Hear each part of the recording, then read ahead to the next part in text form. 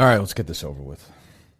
Why? Why a bad mood? Well, I mean, who needs this fucking weather? Who needs this life? I know.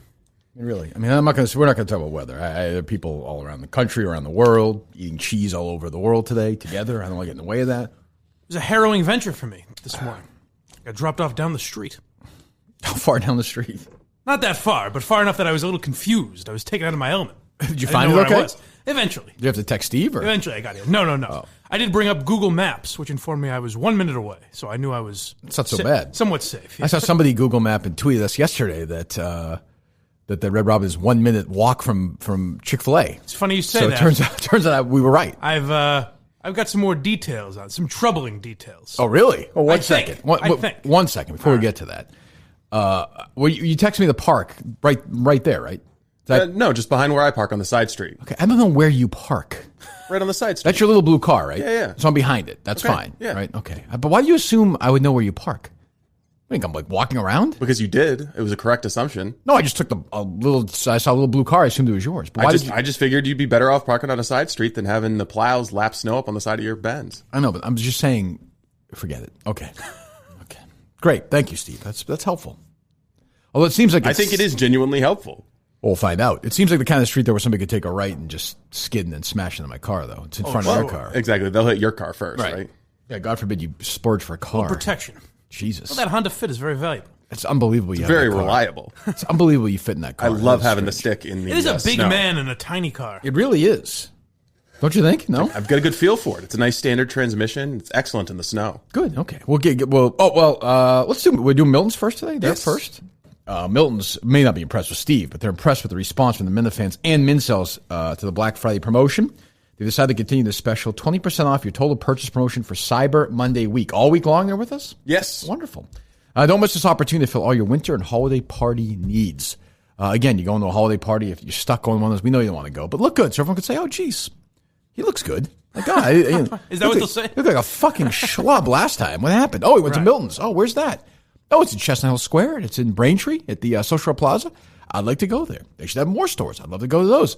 Can I go online if they're at a party in Idaho and somebody's wearing a nice sweater?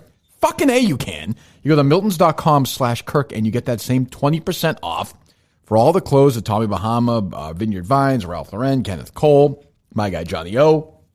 20% off your total purchase. Show your support for Milton's. They are loyal as can be. Loyal as a rock floating in the middle of the ocean. If you get my drift. I'm not sure I do. That's because you're stupid. I'm a genius. All so right. you 3 years later, that'll hit you when you're wandering around. My God. Google Maps. That's somewhere. what it was. Yes, when you're looking to do your big show, as DEC said. Once you get rid of me and you're a star on your own, you'll be getting lost at your own studio one day. This is pretty exciting. Steve from Providence, you remember Kirk Minihane? That's whatever happened to him. I just realized, Steve, that rock in the middle of the ocean. I know what he's talking about. I wanted to let him feel smart. I understood it. Let's get him on. Where is he? Is he still around? Oh, when was that? Oh, well, we should go visit his grave. Miltons.com/Kirk. Miltons.com/Kirk. That's the key. I get some great clothes at a great price and help out a great company. Done. You're done. And help out a great show, the Kirk Minihane Show. So go to Miltons.com/Kirk today and get your 20% off deal. They are thrilled so far, but make it even better for them, would you? Let's get to work on that. Speaking of which, I guess they were just bang, slam, whatever, sold out of these Kirk Minihane it was a big day yesterday. Yes, there were some supply chain issues caused by the overwhelming demand. But I think we're back in stock now. I think we're good to go. We are back in stock. I believe that's true. Yeah, I saw you sent me something, and I saw a couple of other people say, hey, I ordered these. I'm not getting them for Christmas or whatever. The kind of company we work for. And I'm occasionally critical of Barstool. God knows. This happens. I get worried. I don't want people, if they're spending their money, I mean, these sweatshirts, I think if you go online, they're $208. So if you're going to spend, not quite. Well, fine. If you're going to spend that kind of 20% off. That's true. If you're going to spend, actually, this is with 20% off. If you're going to spend that kind of dough, and we take ourselves, seriously, we want these people to enjoy it. All kidding aside, they're great stuff. We like them. I ordered a couple. That's all you need to know. So I texted Dave and Erica, and both got back to me within that minute. Wow. I mean, think about that. That's the kind of company you're working with. It's fucking unbelievable. I mean, that is pure, that is straight out of Chick-fil-A 101 right there. Customer service. Keep the custoster happy. It was all hands on deck at Barstool, New York last night. It was mayhem. I know. We should have participated in some form or fashion. That's on me. I texted Steve and took the blame on that. So that was not proactive enough. We should have had our own little satellite wing going on. We should have been in here and doing it somehow. Oh, really? Don't you think? I mean, I think it would have been great because, the three of us calling anyone who orders something from the Kirk Minihane page, and then someone's phone rings and it's Mike. These are people that we see like 3 times a month anyway. So. It would have been them, whipping baseballs at each other, whatever they were doing, and then just us arguing about Red Robin. Right. Me just miserable. Like, why am I fucking here? Great. You bought a shirt. Congratulations, asshole. Oh, thanks. Oh, thanks, Rich. You bought another shirt? Well, I think we should have one of those services. We send the Steve congratulations thing to them. Congratulations. Yeah, just that. Isn't that good enough? Yeah. Who wouldn't want that? Be a nice touch. Oh, God. Don't play that. Don't play that. Don't fucking Terrifying. play it. Don't. I slept about 20 minets last night knowing that I work with somebody who was capable of that kind of laugh. If you put a little echo on that, it would be a great, in the Joker or something. It's background laughter. It's creepier than the Joker. This is you and what's her name again? Yes, Battle with Lizzie. Let me hear this. Document shredding, scandal after scandal, not to mention the Alexander report. I mean, it's Maybe one she should instance create after an another. Inspector General. I think that's a great idea. But see, you have to understand the context of how cruel that joke was. Kirk, guys like you and I don't get the joke. Oh, are you giving the Inspector General then the laugh? No, so the whole thing is... It's the Alexander report, right? So the whole thing is she was Mike Mishu's campaign director. We know, Steve. We did this yesterday. The big reform that they put out for the Department of Health and Human Services was to create an Inspector General. They lost, and then I said, hey, how about that dumb fucking idea you lost with? Throw that back in your face, Lizzie. It was a laugh that you couldn't contain anymore. You tried to keep a straight face. But it was the laugh of a victor, is what it was. It was. You spiked the ball right on her. Why couldn't you just be classy about it? It's like Alexander the Great after conquering. You think he just fucking was classy? No. I don't know. He spiked the... Is that the original Alexander report? Maybe. Was it? That was what I hated more. I usually don't pick up on this kind of stuff, but what I hated more than the laugh was the look, the playful, I'm just having some fun with you, gang. Don't worry, we're all in this together. That's what that was. What were the other people? I mean, nobody laughed at that if you noticed. It's like everybody one guy did. Absolutely terrifying. Jesus. So give me the Red Robin details before we get to the 30 other things I want to do today. Well, maybe I could be getting some misinformation. So let me confirm. Was your lunch had with a man named Ben? It was dinner. It was, yes. Dinner. Okay, so then I think I've got it straight from the source. Oh. Ben Robinson? tells me. No, a How many different Bens Ben. are there out Got there? a lot of Ben in his life. I don't know any Bens at all. Good. Ben reaches out to me and says, Mike, I can't hold this in any longer. Oh, wait a minute. Hold on. You know where this is going, Steve, or no? I have no idea. He says, I can't let Steve besmirch the good people of Red Robin anymore. I don't know why he's doing it, but he's doing it. Is he lying? He said that when they look up on Google Maps where they go, first of all, Ben suggested a place next door called The Fort or something. I bet I don't know. Steve it declined. was the Grill 101. The Grill. That was 110. The Grill. Grill Steve, 110, right? Is that what it is? Not that matters, but good. Steve declined and said, this is where we're going. Ben says, very clearly marked on Google Maps, it says Red Robin. Mm-hmm. Also, he says that while dining, a very nice bartender came over. Offered the bottomless fries. And Steve hastily declined, is what I'm told. Oh, would you care to comment on that? I thought that... Frygate. This is worse than Pizzagate. I thought it was going to be an additional order of 5 French fries. I didn't think so think it was a... I'm not springing to pay the premium for those French fries. Did she say portion is going to be so it's a bottomless small. order? No. What did Ben's... No, not you. No, you listen. Listen. What did... stop. What did Ben say about this? What did the waitress say? Can we get Ben on the phone? I'm calling him right now. Good. Ben said... Let's get to the bottom of this, please. No pun intended. Ben said the bartender / waitress could not have been nicer. Hold on. We're calling Ben right now. All Mike does is talk to people involved in the show. Except for me, which I appreciate. Thank you. Can you leave him a voicemail of you laughing or no? How did you get in contact with this man? He reached out to me. What a rat. Are people just afraid to reach out to me? A rat or a good Samaritan? I would love to know this information. A guy who wanted to be unburdened. Yeah, there's something to that. Hi, you've reached the voicemail of Ben Austin. Sorry I couldn't pick up your call right now, but if you leave a quick message, I'll be sure to get back to you as soon as I can. Thank you. At the tone, please record your message. When you've finished recording, you may hang up or press 1 for more options. What are we doing? Wheeze, mama, baby. All right, forget it. He'll call it back, right? Yeah. I mean, it seems like He's part of the musical stuff too. Yes. Oh, Yeah. so he's a huge part of the show. Yes. Bigger than Mike, honestly. Probably. Let's be honest. This guy did Steve Murder Me. Yes. Yeah. Jesus. And the McLean song, I believe. Oh my God, these are two massive figures, Steve and you, and all involved in this. Right. So he reached out to you, which is, I understand, is Steve's enemy. That's a good move. Right. And you're right. I think there is something to sort of like at the end of The Irishman, you could tell De Niro wanted to talk to the priest and say things like Right. I have to let this. I He can't. said, I can't live with this I anymore. can't have this in my body for the rest of my life. Right. So every time I've been to a Red Robin in my life, they have made it quite clear. And by the way, I saw somebody tweet this yesterday. Absurd. Red Robin, by the way, is a great deal on these bottomless fries. I just want to say bottomless. Did I say bottomless? You You have to use the promo code Kirk. Well, I mean, you can try. I don't know what that gets you. Just tell them Knock Kirk sent yourself- you. Yeah, just sort of as a joke. No, nothing. I don't get any kickback on that. But man, the chicken marron. I mean, it's unbelievable. So every time I've been there in my life, which is not 100 times, but it's not 2 times, you know, they have always said, hey, you get also the bottomless fries. They always mention the bottomless fries. Right. So I don't understand. What is your defense? Ben, your buddy, stabbed you in the fucking back, by the way. Well, this And was if I can say this, sure you can. Ben's tone suggested to me there was a lot he wasn't saying.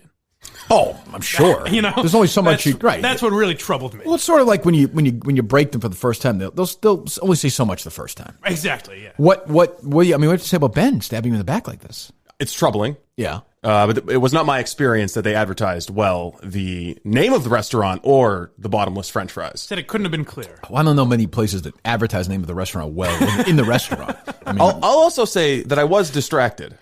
why is that?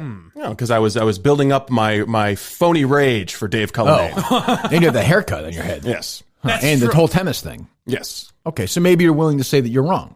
I've never said I was right. No, well, okay, but that'd be. I said listen, right out of the beginning that I was wrong, and it's preposterous to go into a Red Robin and not know that you're in a Red Robin. But the bottomless fries thing, you question maybe the legitimacy of this whole thing. No one told me they were bottomless fries. Well, my thing is, my real thing, if I'm you know how I take this stuff, and this is why we're going to talk this idiot Smugsy a little bit, is I know, but you know, I need to do it. I know. Loyalty matters to me. And Ben Austin took a knife, and just stabbed you right between right in the heart.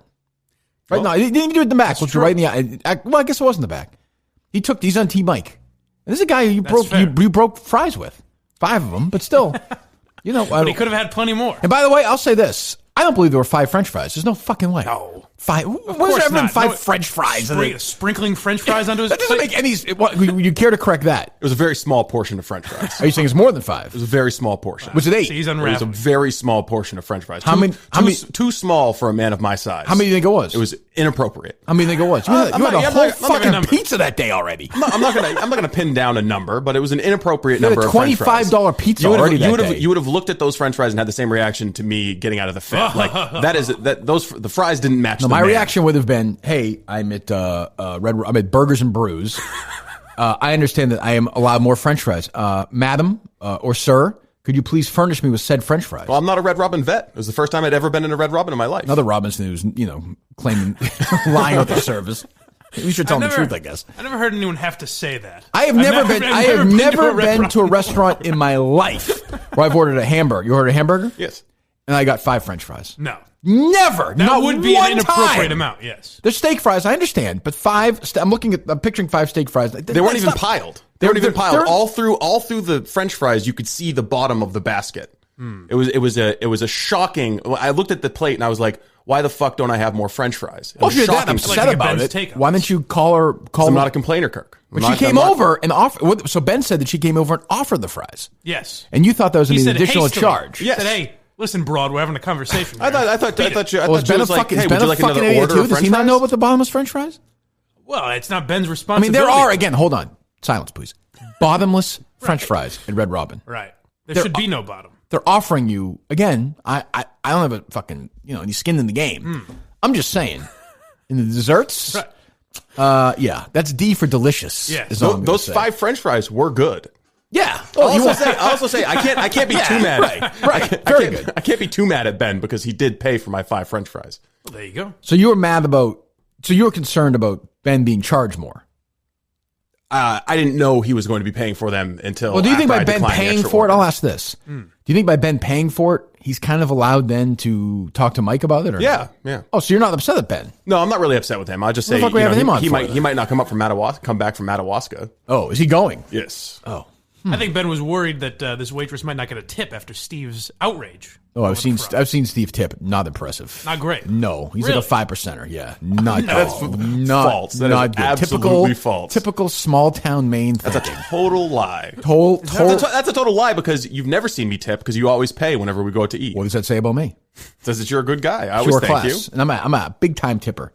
150% sometimes. 3,000%. That's a lie. And I'll tell you where the waitresses are great. Red Robin. You're damn right. Oh, and attractive legs for days. If that's that's what you're gonna do, guys, fine. If That's you're not, that's not on the copy. Huh? Stick to the copy. there's no copy. They have mac and cheese there too. Oh, unbelievable. 10,000 Marron. pounds of it. Marron. Oh my Like, god. am I in an Italian joint here? Where am I? Oh, is what's the guy's name? 4-Guy podcast. What's your guy's name? Oh, 4 dumb men. Joe Jarchezel. Some say Marone from Sopranos. He says another word from the Yeah, Sopranos. he uses a different one. Yes, he does. So we will get to the bottom of the bottomless controversy. I just don't know. I think we're there, aren't we? no, because two things. One, there's no fucking way you got only 5 French fries. No. It's just not possible. That I agree with. I can see. I'm trying to think what the good. It's hard because they give you. It came in the basket, right? Yes. Yeah. So they have a nice presentation. I do have to say that too, by the way. Sure. And Harry loves the place.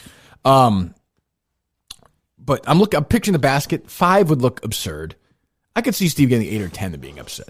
I mean, the guy's an eater. He loves his fast food. So, But maybe that's how they do it because they have such an endless supply of fries. They say, let's they start the give guy you with 5 at a time? Start the guy with 10.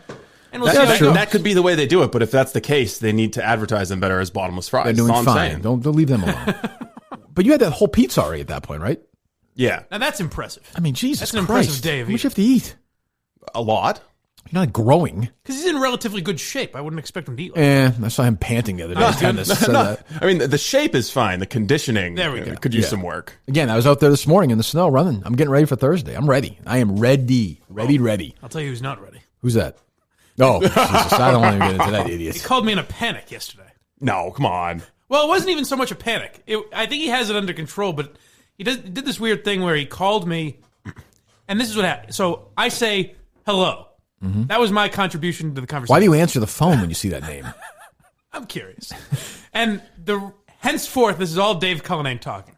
He says, hey, man, is there anything that can go up on the YouTube this week, like a live stream that doesn't necessarily have to be live? Like, what I'm trying to do is see if I have the right technology. I think I found a place that can live stream it, but it goes up as a live stream after. So what I'm wondering is if maybe you could do a show. Hold on. If maybe you could do a show that goes live. But then I guess, you know what? What I'm thinking is I don't really have to do it from the Kirk Minihane Show YouTube. I could probably just do it from my own YouTube, right? Yeah, you know what? That's what I'm going to do. I think I'm just going to do it from my YouTube. What do you think? And I said, sounds good. Is it that difficult? I mean, people live stream shit all the time. Right. I don't know a thing about it, but I'm just saying I see it all the time. I think there are some technical challenges in trying to pull something off for the very first time. The technical challenge for Cullen is actually getting in this car, starting it, and driving. Like, I think that's where it begins. Well, I have no doubt there are challenges. I certainly couldn't do it. But he claims to be like, let me. What was his thing from the start? This is why he's like, this is my project, right? Yeah. Let me handle it. Leave me alone. Fuck off. Great. We had a conference call the other night. Fine. He had some ideas. He sent us that. Did you read that? The email? Yeah. Were you on that too? I think so. That ridiculous Yes, the rundown. like that spread for Yes. like fucking Harry wrote it. And it's like, okay, great, wonderful, fantastic, awesome. All looks good to me.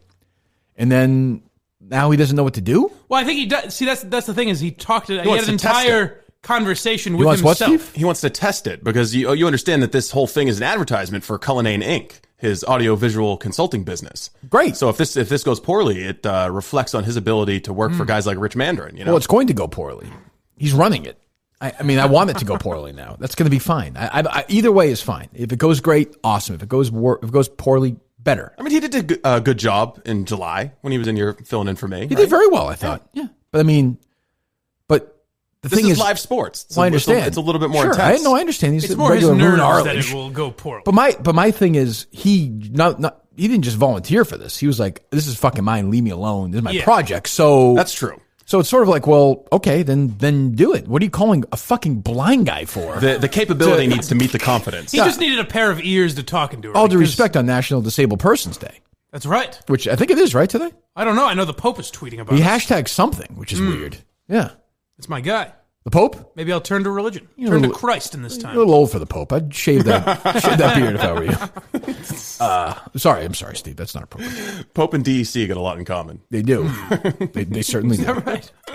DC made a pitch for a podcast with Nardini, which I retweeted this morning. Which I think you do a good. I actually think that's an interesting get for Minute fans. Would like to hear her perspective on how the show is, how I got there, and DC will have his own perspective while he's interviewing her. I'm sure. How about heavy hitter? Yes, with this freaking May not be able to get his mind off one particular aspect of it. You got the message. Nice young, smooth, hairless boy. You got that message from Ben that was important. I got a direct message from the president of DC himself who explained to me, no.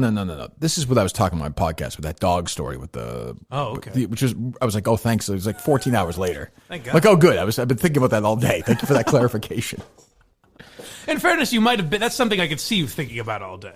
Sticking in your mind. I had moved on. Yeah. To be fair, I had moved on. Simply Safe, by the way. We're in prime shopping season. We're in prime French fry season. We're in prime tennis season. We're also in prime crime season, where people want to break into homes and take, like I said yesterday, gift cards or jewelry or whatever the hell people electronics. I don't know what people are buying. Gold, money, guns. Gold, guns. Yeah. And you're traveling a lot these days. What's that? For holidays and whatnot. Well, yeah, people are going away for weekends and parties. Right. So Simply Safe will take care of that for you. Plain and simple. Done. You go to simplysafe.com/Kirk. They will protect every room, door, and window with 24/7 professional monitoring. Real video confirmation. Police respond 3.5 times faster than they do for a regular break-in. $15 a month. So do it. Simplysafe.com/Kirk. Take advantage of Simply Safe's amazing holiday savings and get a free HD security camera. The offer's for a limited time only, and it's ending soon, so get moving. That's simplysafe.com/Kirk to save big and get a free security camera. Simplysafe.com/KIRK. All right. Well, I mean, we'll do this. I understand this is I get worked up about things I shouldn't get worked up about. Fine. Yeah. But I take the Murchison stuff very seriously still. I understand he's been dormant lately. I don't think that's going to continue. When I see this post like we saw from Cynthia Dill yesterday, it annoys me. It just fucking aggravates me. I don't know what to say. I understand that it's just a me issue. I get that, but But it's also she's trying to get that out of it. Yeah, she's gonna win here, but this will be it. Like I'm not. Yeah. Not, a lot of things annoy me. Not many annoy me more than the people who hang on and get a little bit of attention. And without me, she literally doesn't exist on social media. Nobody pays attention to her. We've seen this happen with other people. They get a little taste of it and they don't know what she's fucking crazy. So now she's running with it and having her moment in the sun, and it's going to end today. Well, this one's annoying for two reasons. It's your fault. She's got the grifter thing going on, but also she's a hateful, threatening grifter. Correct. Well, most of the grifters are worshipful and right. This is my biggest falling issue, at your feet. So she's mad, I guess, at Mike. She's not really, but no, of course not. For the thing with your mom, and if she's actually mad at that, then she's offended. She's a fucking idiot, which I think she is anyway. She also peppers details in there, like his obviously loving mother, and it's like, you don't know who our fucking relate. Shut the fuck up, Cynthia. Right, loser. Yeah, we all know you're fucking her. Right. What's the big deal? Yeah, I was abused as a boy. Yes. Well, no, it was consensual. She waited till the appropriate age. Oh, okay. Yes. But yeah, you lose. She's dry as can be. You go down there, get a little wetter, then you jam it in there and get it done. I also like Cynthia Dill's commentary, and it wasn't funny. Okay, well, that's fine. Like, what is Smugsy do? The Smugsy stuff is terrific. But you're an old lady that calls yourself Smugsy, like you're cute. Shut the fuck up, you loser. But let's just say that she doesn't think it's funny. Okay, she doesn't think it's funny. Fine. That's fine. My thing is this part. So she criticizes Mike's thing. It's. The interview had no redeeming value whatsoever. Well, we can play the audio if you want. Sure. And by the way, I hope we never have any redeeming value. The fuck do I want redeeming value for? What has redeeming value? Yeah. Like, give me a show that has redeeming value. The Kirk Minihane show. No, it does not. I don't want to have any redeeming what? Who are we redeeming? NPR. That's what I mean, redeeming values. Cynthia, and by the way, like, do you have any fucking clients? Like, what are they thinking? Right. Why don't we start calling them? She's a big, high-powered civil rights attorney in Portland, Maine. Do you think she has, like, real clients? She's lists some cases that she's worked on. She says she's married to some guy with money or something? I'm not sure about that. I don't know. How does she make a living? Status. And she's a parent, right? Well, she was a state lawmaker for a little while. There's no money there. Like $15,000, $20,000 a year. That's. I mean, hey, buku bucks there, my friend. Jesus, sorry, go ahead. Let's play. That's going to annoy me. Go ahead. This is Keep Up. I do like the song. Of course. Today's show is Season 3, Episode 1 of Smugsy. I don't think she knows how seasons work, by the Smugsy way. to Kirk Minihane. It's her humor. Be a man with pants. What is that Of course, Smugsy Is that a has thing to call that out I Blind didn't Mike get, for the pulling pants no thing? pants. We'll I find think out. it was in an earlier episode when some guy took off his pants in front of her. Okay. So no pants is a bad man. Right, who could forget her inside jokes? Yeah. The references are... Because that happened, I'm sure. The Dilla fans could explain Yes. this better than me. On his little YouTube show where he interviewed his mother and ambushed her with excruciating and embarrassing questions about sexuality and other deeply private matters. Deeply And private. for what? The so-called Again, if interview it's had real. no redeeming value whatsoever. And for what? It wasn't funny. It didn't provoke interesting questions about culture or express an Oh, opinion that's what I was... or tell a That, story. damn. I will say that's a didn't. fair criticism. That was the first thing I thought. Is she right? I said I am about to change the culture here live. Well, oh, what are you doing, Steve? Jesus, please don't start at the beginning. the song is the best part. That's true. Go ahead. Redeem. The so-called interview had no redeeming value whatsoever. It wasn't funny. It didn't provoke interesting questions about culture or express an opinion or tell a story. You told a story. What's next on the show? Blind Mike videotaping his little sister in the bathroom? Yep. Jesus Yes, I'll Christ, get right on it. podcast Jesus. Wake up. In large tell, part... Oh, hold thanks on. Very Go ahead, impassioned Mike. speeches have to be read. Yeah, I was going to say, I find the best podcasts are read directly from a script.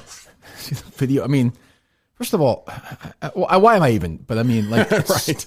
Like, Mike is fucking his mom, okay, but he's not actually fucking his. What am I doing? Are you fucking your mom? I don't know what I'm supposed to say here. Hey, fuck my mother. Thank you. Yes. I mean, okay. Go ahead. I hate this woman. peacekeeping efforts. Bob Murchison has moved on to another cause. Well, she's so smart she didn't know the guy's fucking last name. But she's patting herself on the back for this, right? Yes, she's saying that the reason there's been a little bit of a quiet period with Bob Murchison has nothing to do with the prayer vigil It's her. or anything we've done. It's all Smugsy. Good. And when we ask her for examples of that today, she'll say she can't say them, right? Yeah, Not well, allowed. she's agreed that some of her conversation will be off the record with Bob. Yeah. Okay, go ahead. But this is the part. Listen to this part. Oh, go ahead. Nature abhors a vacuum. The Murchison-free zone is a void in the Kirk Minihane show that must be filled. But do you seriously want a no pants in the Hold starring on. role? So she said the thing about nature. What is it? Nature abhors. Nature abhors a vacuum. I don't know what she's talking about because she's so fucking crazy. She has to add in these no But pants. she's doing her whole things, and I thing. don't know what she's doing. She's basically saying like, yeah, Merchant's away for now, but keep this up, and we'll let him back in the world. Like Right. it's a threat. And I'm like, It also sounds like maybe she could fill that void if she wanted to.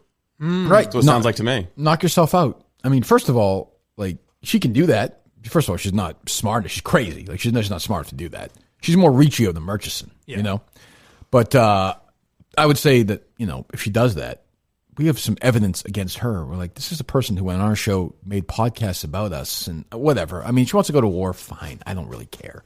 But this idea that like, hey, we can bring this all back.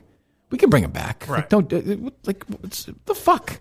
It's also- a Fuck threat. off. It's a threat. Of course, is what I it just is. said threatened. Fuck off. Like honestly, fuck you. It's also she doesn't think it's funny, whatever. But to compare me to a pedophile seems a little harsh. You know what I mean? I'm not sure I disagree with that part, okay. but that's fine. It seems like that's the type of tactic that Murchison would use: is spin course. something out of context and say, "What's next? Is she going to film little kids?" I know. Just He's going to blame parody count tweets on us next. Of course, naturally, and of course, like Mike's doing it with his mom's consent. We think she may have been drugged. I don't know that, but and like it's a fucking joke, playing on a joke that's playing on a fucking joke. Right. Like what the fuck are we doing here? So she didn't like it. Fine, you don't like it. Don't listen to it. Go listen to something else. God, I hate this fucking attitude. I really do. Yeah. This is somebody we've legitimately given life to. I didn't know who she was till Steve, of course, mentioned her. And then she comes in, and I still think there's a chance she's a fucking plant anyway. And she comes in and, literally had no existence on social media till we brought her in. And now she's a character. Right. And now we're just going to ignore her, and she's going to float away, and she'll probably get crazier. Yeah. She's no different than Kelleher or I these think people. I think way worse than Kelleher. Well, she's a little different from Kelleher because if Angus King had choked on a booger and died, she would be in the United States Senate getting ready to vote on impeachment. Yes, but not she even choked on that. a booger and died, yes. But not even that. Kelleher, I think, had the best intentions in mind. He genuinely thought he was helping the show. Yeah, I think he was making money on the side, but whatever. But it's he wasn't doing things to actively hurt the show, whereas Cynthia obviously is. No, but not put it this way. He didn't mean to anyway. Right. Yeah, that's true. That's true. No, that's true. I think she's evil. I think she's crazy. Like, and it's like just. The whole act isn't funny anyway, and it's just, It's never been funny. That's what I like is Cynthia Dill. Like, well, it wasn't funny. It's like, oh, that's what I turned to my comedy for, is Cynthia Dill. Right, and she could think the show sucks. I don't give a shit about that. But, like, these I know, I would never do that to somebody. Like, hey, like, I'm going to fucking go start cold calling, I'm going to take the role of Bob Murchison. Yeah. Oh, I'll tell you, her family members are not Team Smugsy. They are Team Minihane. So fuck them, too. If it comes down to it. No, fuck them. Fuck them. No Dill members should be listening to the show. Unsubscribe. Fucking go somewhere else. Go either that or just fucking kick her out of your family. Right. This fucking crazy asshole. We now have to talk to. I mean, but it's obvious. So she does these podcasts where she talks about weird little things, and you're kind of interested in them, but it's not getting enough of a response for her. She talks about me. Well, what'll get a response? I'll threaten Kirk. I'll say Mike is doing something offensive, and he should be fired. Whatever. All this trick these people do in the book. They got Now she's tweeting out people this morning. I mean, this is going to be... And good luck to her. If she wants to go and fucking go after me, knock yourself well, out. that's how you know it's phony, is that every response, good or bad, like, retweet, it's all... She's following it all. And she likes that little hit of dopamine when she sees that she's got a notification on her phone. Right, somebody's paying attention to her. It feels nice. You know what? The clouds will get... It'll get friggin' dark. It'll get dark. When I turn my back on you and you're not in the world anymore, enjoy it because it gets really, really dark. And then she can tweet... She'll tweet at us every once in a while and have a new podcast up. We'll just ignore it. Tweeting into the abyss, getting those 2 downloads on her SoundCloud podcast. I mean, or then she'll turn, if you ignore her long enough and she doesn't like it, she'll turn to how offensive something is. It'll be this. Right. It'll be this every week. Yeah. And it'll turn. You know what's gonna come up next is that we're doing this because she's a woman. Oh, right. Which is, of course, we've never criticized men. No. Murchison, good guy. No, we never criticize Ev Singleton or the 4 dumb men guy. Don't even have to do the list. It's because I do that, and I'm like, why am I doing this? It's stupid. It gives them aim. It doesn't, it's just fucking... All right, you want to call her or no? Yep. All right. Let's do it. Get this over with. Yeah, I'm confused. So I don't really, I don't care that you didn't find the Mike thing funny. I legitimately don't care about your opinion on that stuff. Doesn't matter to me. If you didn't think it was funny, you thought it was tasteless, fine. I have no patience for this sort of threatening, this Murchison stuff. I mean, I have none. Zero. You feel that you've been threatened? Yes. Have you looked online what your fans have I don't done speak, in the last... Yeah, they've been totally harmless. Which you agreed with when we talked about Murchison, totally harmless. The stuff you're tweeting at me, like the one you just tweeted at me? Well, Smugsy's trying to find... Okay, so the tweet you're talking about is you're either going to be excommunicated and lose the extra 30 listeners to your relevant podcast, and a bunch of parody accounts are going to be emailing your clients if you have any about red snappers and incest. Good strategy. Do you feel safe? That's really that's not threatening at all. That's actually sarcasm and inside jokes on the show and don't mean anything. So you mentioning Murchison's name and saying how somebody will take his place and there's a vacuum and all that stuff. That's real life. Like, that's a guy who fucked with my entire life. I know you don't care because I think you're crazy and you enjoy this attention. Good for you. You get it for a while and then we're going to ignore you and you'll just float away. But that's real life. This is pretend. And if you can't understand the difference between the two, I don't even know if we have to have the conversation. Wait, so what? I'm confused. What is pretend? Some guy emailing you or tweeting at you about red snappers. That's not real. No, the point was that he was threatening to contact my clients, which sounds to me a lot like Bob Murchison. Sounds to me a lot like Cynthia. Sounds to me a lot like Cynthia Dill in yesterday's. I mean, it sounds exactly like you. Look, podcast Jesus, you're setting the standard. And so my point about the Mike interview was simply that you have an opportunity to do the right thing or not. What's the right thing? Teach me a lesson. What's the right thing? Put me in my place. What's the right thing? Well, first of all, what? The right thing in my view was to have put Blind Mike in the penalty box for a week and demand a public apology. For what? For what? For what? For what? For crossing the line.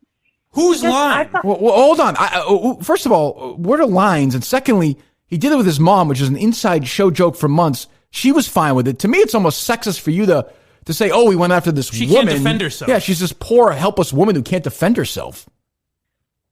Well, Muggsy is a cartoon character. I mean... All right, who am I talking to? Like, I don't understand. What do you mean? So you thought you don't believe what Smugsy wrote? Well, then? you just said you thought that Mike should be put in the penalty box for a week, correct?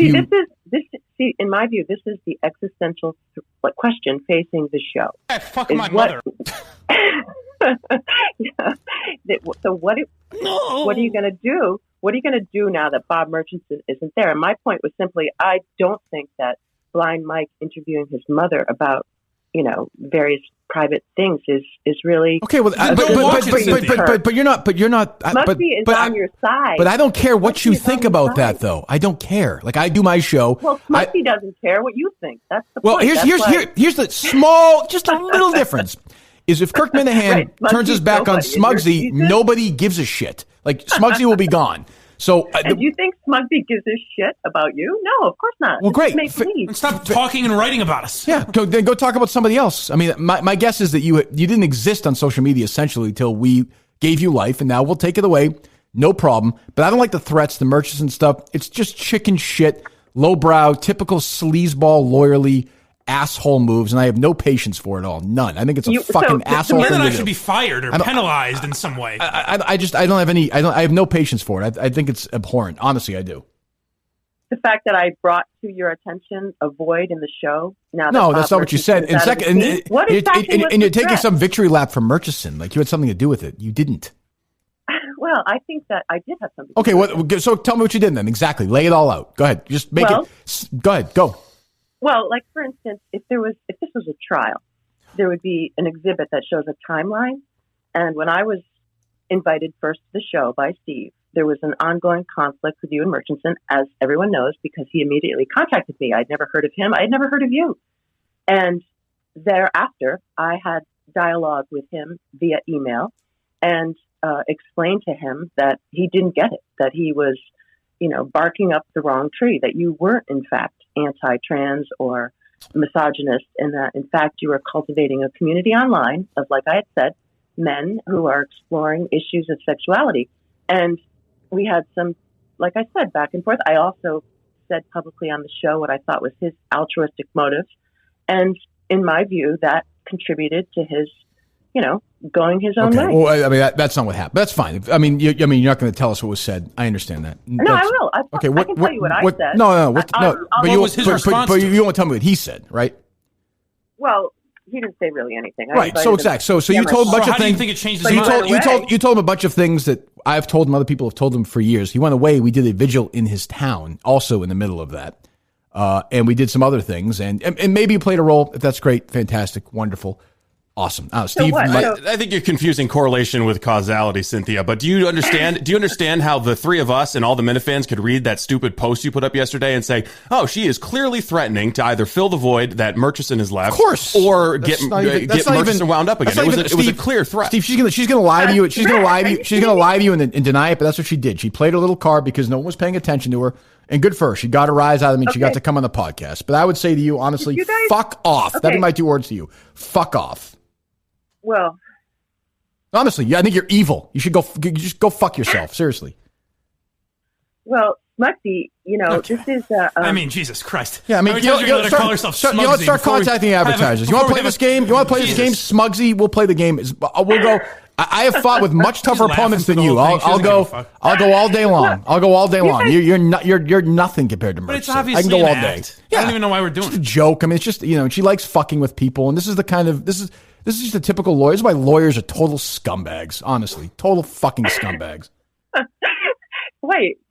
I guess I struck a chord. I mean, because I take Murchison seriously, asshole. I take him fucking seriously. The guy fucking basically caused me to almost kill myself. I had to deal with this guy for fucking years. You have no idea because you live in a fucking bubble. I take it seriously. You can giggle all you want. I take the show seriously. I take him seriously. I take that thing seriously. And this is a guy who tried to fuck with my life. You don't care. You want to turn some cartoon character out of it? Knock yourself out. Have a great fucking time with it. Go ahead. Go crazy. Go crazy. I think you're just.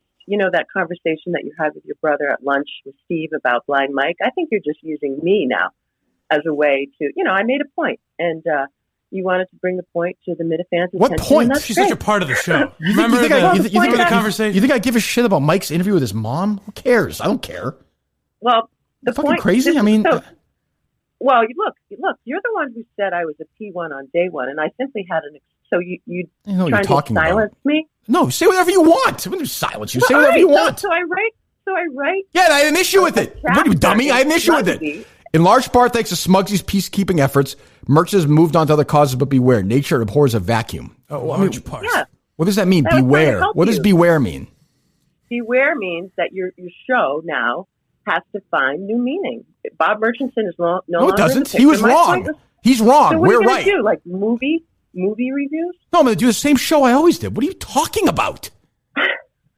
Well, I'm talking about your show. Yeah, what has You don't like the changed? show, don't listen. Yeah, go. You don't know. Yeah, go again. Listen all you want, or don't listen. I don't know. I don't want advice. Well, read Smugsy or don't read her. Isn't it the same thing? She's just a cartoon character in a cartoon You're world. talking about making us. a point. You're not talking about you on the but show. you write about it. I mean, what do you want me to say? You write about it. If I did a thing where I was like, hey, there's something in your private life or something that happened, you had to battle with somebody. I'm like, God, but you know what? Beware. Just beware. It can happen again. I think you'd have I think you'd have a problem with that. So, a lot of people have, messaged me privately saying that they agree and that they were glad someone took a stand. Well, who? Like who? Wow. Just go ahead. Give me an example. Go ahead. That is so cool. No, the floor is yours. Give me an example. Go ahead. Just read one to me. You don't have to name the person. Just read it to me. Oh gosh, I don't. Yeah. Okay. I'll Well, send it to you. take another one. Take your I time. don't have Pick it. another one. And another one. Go ahead. Just keep reading them. That's enough. Well, that's a lot, but give me one more. Look, One Mike, more. the point One more. is, Blind Mike's interview was disturbing, and To you. Smuggy Don't wrote fucking about watch it then. As you said, you know what, Cynthia, honestly, like you said about Murchison, maybe there's something going on in his life where that struck a chord. For all I know, there's something going on with your life and your family where that struck a chord for you. I don't know. Well, I don't know. Look, You have a son, right? yes, Oh, a so, son I and mean, a daughter. right. So who knows? I don't know.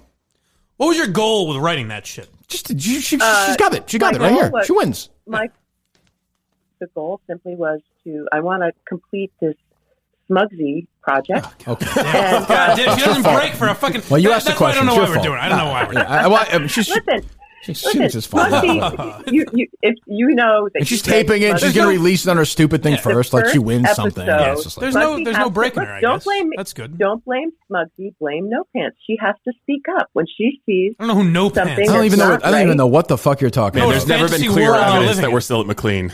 It's McLean. You're also an idiot. And you introduced this person to us. I mean, honestly, if you can't get past the initial point where I'd be frustrated with the Beware Merchant stuff, whether you agree with me or not, No, if you can't recognize, honestly, and I think we've been pretty good to you, and I appreciate if you reach out to Merchant, great. But if you don't see where that could get me pissed off, then I don't even know why we're having this. Honestly, why we're even having this conversation? Like We're having the conversation because I care about you and I care about Blind Mike. No, you And don't. I don't. and yes, I do. And I do care that now, like the threat wasn't about Murchison. You read it wrong. You jumped to a conclusion. If you read it carefully, it says, How did beware you that look at it, nature Steve? abhors the vacuum. All three of us read it and came to the exact same conclusion independently. And you know what, Cynthia, I actually got a lot of messages from people in actuality that thought the same thing. So, and I can furnish them, read them right now, as opposed to you were making it up. So, I mean, All right, well- maybe the fault is on Smugsy, the writer, and not Kirk Minihane, the reader. Right. I mean, she is a cartoon character. Let's keep that right. We've got that established. But do you think maybe I've never had a parody account. So how does this parody account work? I mean, okay. I think we've reached that Yes, conclusion. but the point is, well, the larger point is that you're a fucking lunatic. Yeah, well, aren't we all? The larger point is that the show is going to take a new direction, right? And I encourage you to take the high road. What? What new direction are you referring to? But you do understand that, like, I was kidding around about you and your son earlier. Like, Mike and his mom. Were you kidding? Well, I'm presuming that you're not having sex with your son. Like, I presume, like, it's a joke that Mike and his mom. It's a joke. It's an inside joke that's sort of a parody and satire. It's not rooted in reality. And Mike's mom was a good sport. Like, she went on and joked around about it. You didn't think it was funny? Fine, no big deal. So I wrote about it. Yeah, but well, I thought you wrote about how I should be fired or punished or Murchison is going to come back. We've talked about firing him. It's got nothing to do with that. What I said was that Mike should be in the penalty box for a week and issue an apology. Whatever you're saying. He's blind. His whole life is in the penalty box. Okay. But my point is, I have a feeling. If we had Mama Geary on, she would agree with me that he should be in the penalty box for a week for showing. Oh, she'd why agree. did she do it? I will say this: she would definitely agree that Mike should be in the box for a week. I would agree with that. Okay, all right. Yes, so we ground. definitely agree on that. In a nice warm box for a whole week. I'm going to tell Mommy. I hate that she's laughing. It certainly wasn't a threat about Murchison. Okay, simply well, pointing then, out that there's a void in the show. I hope there's you no can void. Our podcast, but I don't. But what I don't get is like, and you're welcome to your opinion, but this idea that we're going to change our show if Murchison's gone. The reason I fought Murchison is because I wanted to keep my show the same way. So why the fuck would I change it once he's gone? Well, it just seems like a lot of time was spent talking about him, and now you have to talk about something else. We've done. Murchison's been not in the picture. Really. He'll be back, by the way. Murchison's been out of the picture for a while now. We did a 3-hour show yesterday, a 4-hour show the other. Like, I don't think we mentioned his name. Yeah, we've moved on. If you listen to the show, maybe you don't. Your family does. Steve told me your family hates you right now. The ones who like the show. I mean, I don't know. How much time have we spent Steve, talking about? You've been talking to my family. Of course I have. How much time have we spent talking about Murchison when in the last? Murchison was here, there were a lot of days. Well, we did. No, but I mean, look, he was of course always. we did a lot of time. He was on him, looming. She's yeah. right about that. But since he's left, I don't know, 0.1% we've spent talking about the guy. Right. Maybe. But, I mean, geez, all Smugsy did was call out what she thought was, crossing the line. And everybody has, like, a conniption. I mean, geez, are there no standards? Do you think maybe the fault might be in the message then? Maybe it wasn't articulated properly? Can you concede that? Jesus. Steve's the one who created this. So we're not having a what I'm conversation. saying, but I'm trying to have an actual conversation for a second. Just connect it to reality. Do you think that maybe it wasn't articulated properly, and if people misinterpreted it, if a lot of people misinterpreted it, maybe your message in your mind is correct, but it wasn't articulated or written properly? Well, except that thousands of people have read it, and usually, like, why do you think that is? People read it. Why do you think? Why do you think that I'm is? a good writer. Why do you think that is? You think you're a good writer? So usually 100 people read your stuff, and this one time, No, I quote tweeted it on Twitter. It doesn't exist without me. Stevesy wants to know if we can hang up on Smugsy. All right. Well, we'll talk. Well, I'm sure we'll talk to you next time you do this. Look, Kirk, just keep in mind, it's because I care. Okay. Goodbye. I don't even know. Like what? I mean, what? I mean, it's frustrating because she doesn't even play along like it. She keeps up the Smugsy thing where it's like, oh, it's just cute. She's giggling and. I don't know. I mean, she's a lawyer, There's so no lawyers, reality you can yell at a lawyer all day. They don't get worked out. Most of them. That's one thing is they enjoy the sport of it. And I've dealt with enough lawyers where they get off on this stuff. And if she can't, again, Cynthia, not Smugsy. I don't mean to criticize Smugsy. No. If Cynthia, well, you should be Chris Smugsy's the one that wrote it. Damn it. Oh, that's right. Yeah. So Smugsy, if Smugsy. Why am I doing this? If Smugsy, King of the crazies, everybody. If she doesn't understand, I just tried to get her. Can you just? I was almost willing to compromise. Like if you really think whatever the show's fine, but if you, I'm just looking at it from a writing perspective. If you don't understand how people, and maybe she did have a different intention. For all I know, maybe she did because she's crazy. Mm-hmm. But if she can't say, "Geez, when everybody feels one way," and my message was another, maybe it's my fault. Maybe a little bit. If you can't get that, then there's no point.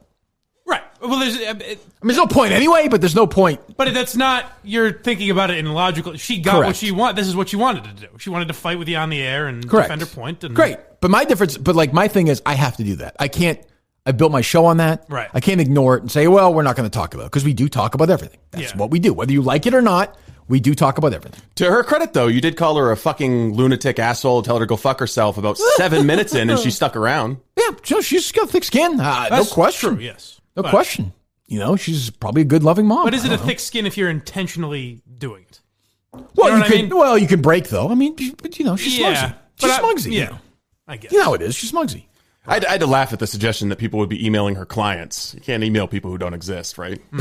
I mean, but like her thing, like, oh, you feel threatened? What about my threats? And I'm like, you have some guy talking about red snappers. But also, she came on a few weeks ago and said that Murchison can't blame your fans for things they say on social media. That's true, too. And then that was right out of the gate. What she said is, well, you had someone on Twitter say that they were going to go after my client. And the next one will be how Smugsy has to fight these men who are always battling her. And Kirk Minihane, podcast Jesus, is a good guy, but is angry at women sometimes. And what's that about? No, and she'll say you're a good guy enough so that when we call her up, she said can you're a good say, guy. Right. well, I said you're a nice guy. I said, I love you, Kirk. I care about you. I'd like to apologize for bringing Smugsy into this world. Steve seems the most, I would say I'm the most willing to talk to her because I like to disagree with people. Oh, Steve hates her. Steve hates her. I think Mike has no use for her either. I have no. I get why you had her on, of course, because it's fun to do. It was a good segment, lively segment. Exactly. Yeah, it was good. It always is when you're screaming at somebody. But it's so obviously fake on her part. Exactly, and she's a con artist. She wants the attention. Right. She gets a thrill when she opens up her WordPress and sees a bunch of people reading her blog. I love that she's like, because I'm a good writer. I got more attention than my one that I wrote about. This whatever. one time, more people read me. And then she's talking about, I don't know what we talked about. You guys know this I don't know what we talked about yesterday. This idea that with there's no pants or P1 since day, I have no fucking. I don't have any idea what you meant. But it's this thing where I deal with it all the time in this little world where people are always like, hey, but you're the guy. Remember you said I was. I'm like, I have no idea what you're talking about. Yeah. You think I remember that I said she's a P1 since day? What the fuck? I'm guessing you might have said that even as a joke the first time we had her on. She's obsessed with me, obviously. Yeah. I mean, that's clear. If she was actually a good writer, wouldn't she be getting paid to write rather than running Cynthia Dill at WordPress.com? I'm a great author. I haven't been paid yet for my work. I'm just saying, you know. You got to deliver the manuscript. Well, is paid for writing. Is it Cynthia or is it Smugsy? They're one and the same. We were talking to Cynthia. I feel like she made that point, I don't know, 14 times in 8 minutes.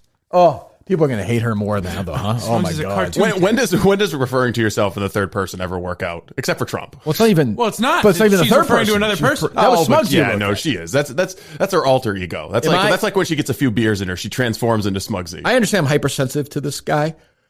But, did you take that as anything else but a threat involving There's Murchison? no other way to construe it other than as a threat. When I read it, it was, on my first reading, it was, I will reach out to Bob Murchison and turn him back on. That's what I thought. She said that Bob Murchison is like a little switch that she can flip now, to agitate Kirk Minihane. By the way, I don't think she had anything to do with Murchison. Nothing. Zero. No, not whatsoever. This idea, you know how many people have said to Murchison, including me over the years, that, hey, I mean, I'm not going to do this whole thing. Yeah, but I don't care. I'm not anti this or that. You listen to the show. 50,000 people have told Murchison that. Something clicked recently, whether it was a vigil or whatever. But Featherston says that the vigil affected his wife told him to stop after the vigil. I've heard that. Featherston thinks. I've heard no that. Idea. I mean, I don't know. He would know that, right? Maybe he does. Maybe, and if that's the case, great. But he'll be back. I know he's coming back. Although it would be kind of funny if Cynthia Dill called him up and say, hey, Bob, it's Smugsy here. And Smugsy thinks that you're misunderstanding the Kirk Minihane show. Smugsy thinks that he's actually an advocate. So Smugsy would like you to stop. And Bob was just like, and I love that. I've never thought about it that way. Of course, she's like, well, he didn't say anything about that. And then the other thing, we say hundreds of messages for people? Yeah. What the fuck? Wouldn't it be a great victory for you, though, if you found out that Bob had to say into his phone, I'm sorry, is this Cynthia or Smugsy? Smugsy today? Can we just talk about good people instead? Like the people of Smith's Country Cheese? Ooh, of course. And that was all over social media yesterday. Yes. Holy fucking Maloney or whatever. I don't know. Oof. Wingy Mass, which I love. I love that part of the state. I really do. 4 years ago, these people knew nothing about cows. All right, or how to make cheese. So they took over this Smith's Country Cheese. They were looking for a family to buy their farm. Right, they want to get out of Boston, so they called the Smiths and told them they were interested to teach us. These are Minifans doing this, by the way. While they're happening, they're Minifans. 4 years later, a couple hundred cows. Kate Minihane would love that. God, she loves animals, and they make delicious cheese. Smith's Country Cheese in Winchester, Mass. makes award-winning farmstead cheese. We got the cheese here today, Steve, or no?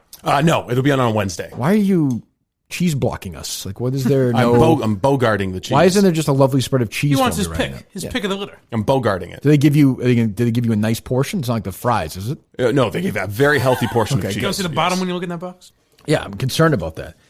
We'll get to Steve, by the way, in a minute here. He's trying to make a little money on the side doing his own advertising for the show, as I got from a text message yesterday. You interested in something? No? Mind if I take it then? So we'll get to that. I'm concerned about Steve. Maybe he's trying to spin off on his own here.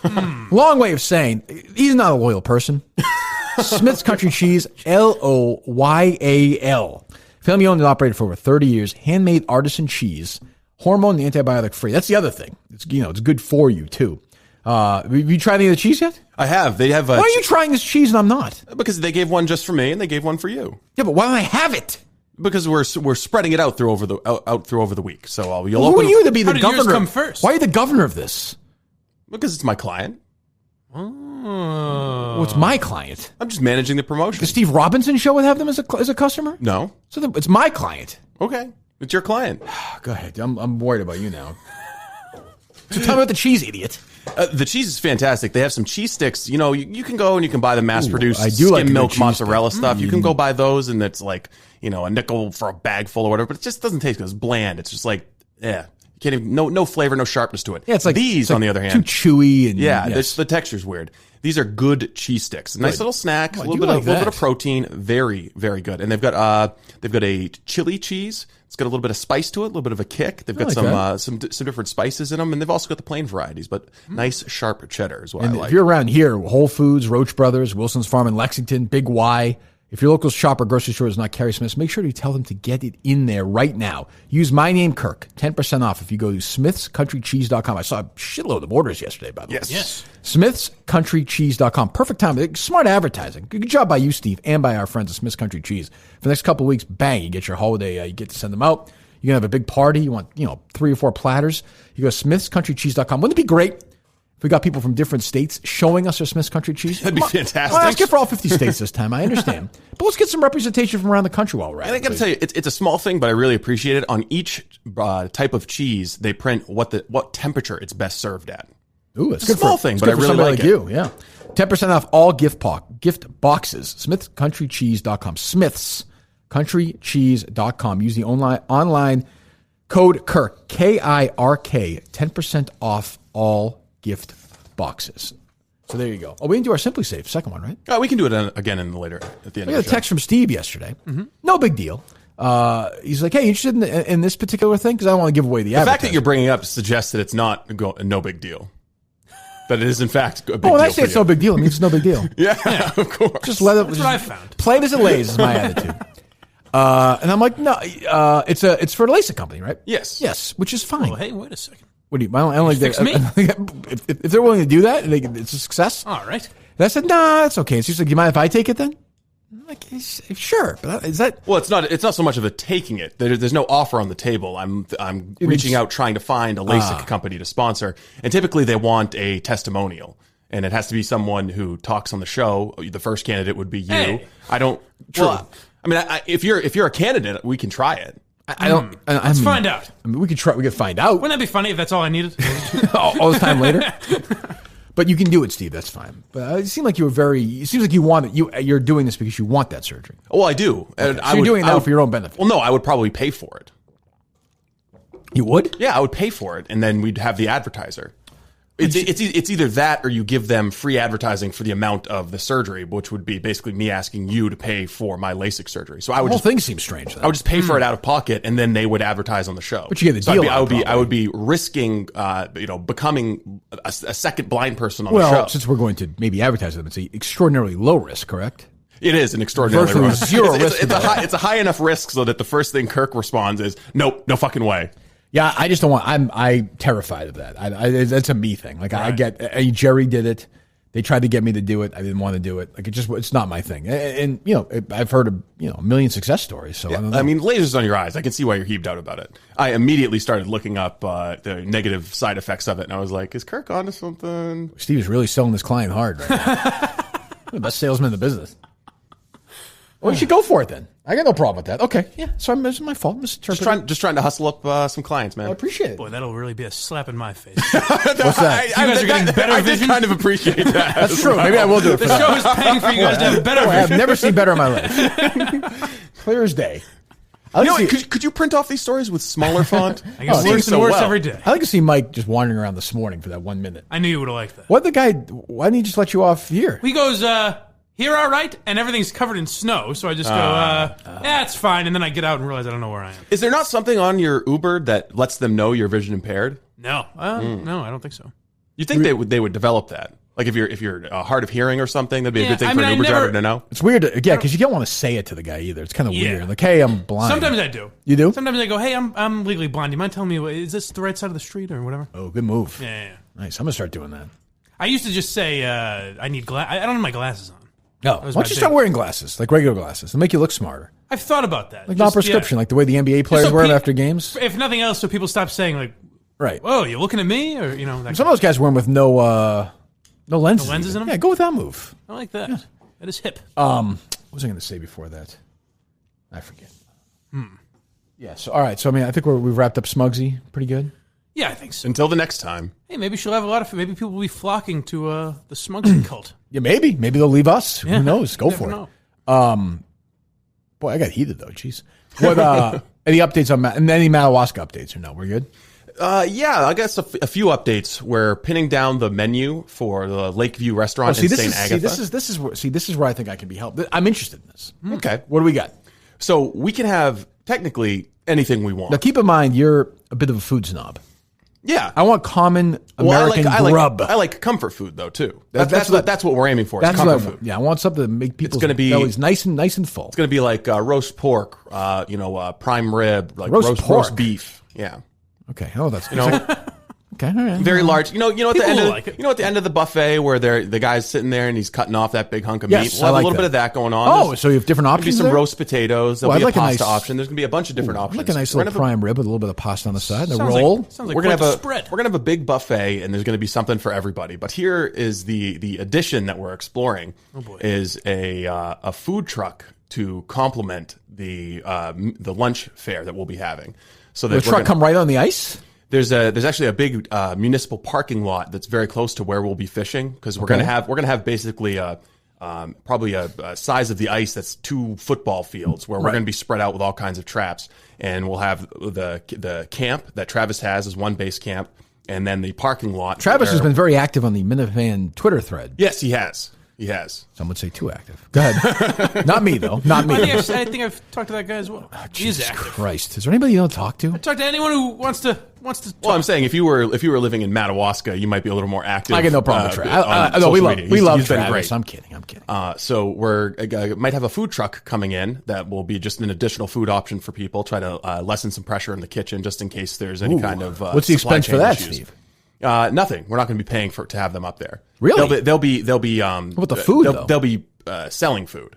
Oh, right. Okay. Yeah. Oh, good. So it'll just be an option if people are hungry and they're not happy people with whatever for a few more bucks, probably. Okay. What kind of food truck are we talking here?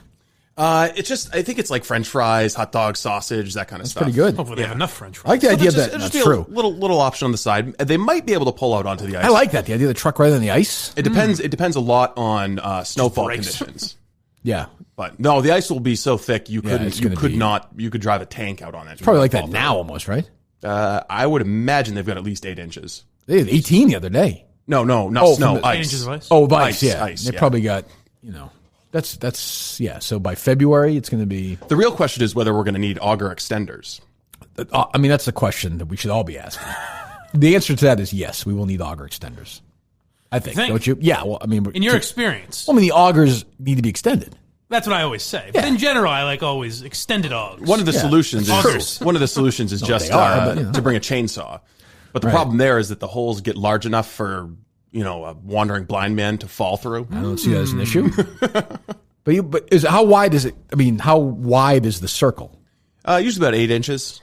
So I mean, he gets stuck in it. Yeah. No, but if you use a chainsaw, then it could be 3 feet by 3 feet. Yeah. That'd be unbelievable. Yeah. Some people. I think you had that chance. Somebody come to my aid. Some people get kind of reckless with the chainsaw in large ice fishing holes. That's a top 15 rough way to die. Like not number 1, but to drown in the. He wouldn't care about the darkness factor. No. Well, they say drowning is very peaceful. You think while you're like trying to find your way into that, although you probably just give up after a second. Oh, This is it. I had a good run. Finally. So I had a friend when I was in 7th or 8th grade named Justin who was riding on a 4-wheeler on Lake Wassakeg, went through the ice. He was with his stepdad. Yeah. And the momentum carried him forward. And so when he went to go swim up, he was just on the underside of the ice. Did he die? No. Lived to tell about it. He swam down to the 4-wheeler, kicked up, and finally broke through and crawled his way up onto the ice, and the entire ice fishing community rallied to help him out. But it was a shitty experience for him. What do you say? He's scared to go out on the ice. It's gonna happen to Mike. That'd be something. I just can't imagine the terror of being on the wrong side of the ice. That's drowning for me is that's one of the ones like that terrifies me. You see me swimming further down. Swim to the light. I'm good. Swim to the light. Like, the food truck's here. Well, good luck with everything. Smugs will be happy. Yeah, that'd be nice. We're also gonna have to get a porta potty because I was going to ask about that. Why can't you just dig a little hole and shit and piss in the water? There will be a lot of that, but I think I want it to be civilized. There might be some would women that be there. Is that what you would be doing? No. But after like 8 beers, I can see I've been around men, and I know how that works. I think most people will be comfortable just taking a leak on the ice somewhere, but you don't want them pissing in the water itself, though, do you? I mean, it doesn't really matter. Does a lot of water. Contaminate the fish or something? It dilutes so thoroughly. I mean, what do you think the fish pissing down there all day? Of course, I piss in the ocean. I've done that myself. Right. So yeah, but this is in the ocean, right? No, it doesn't really matter. The only water I know mainly is the ocean, right? That's all the water is, right? Yes. Okay. I was just trying. There's no fresh water at all. Okay, I was just trying to be clear. But I'm curious to see how porta potties work in -10. Well, how does it? Well, in the past you've ice fished. Where do you go to the bathroom? Just on the ice. What if you have to do a number 2? On the ice. Really? Oh yeah. Just take a shit on the ice? Yep. How far is Travis's scoop some snow over? How far is Travis's home from the actual fishing place? It's right on the lake, and we'll be fishing right in front, so maybe 20 yards. So somebody has to use the bathroom. The bathroom's not going to be available for people? I think the bathroom will be available if there's like a woman or something, but we definitely we don't want to have people traipsing through Travis's house. No, I understand. He's been nice enough to invite us in there. No, I understand that. A constant flow of people who are drinking 12 beers by noon to get in there and relieve you have to themselves. rent a porta potty. Yeah. Okay.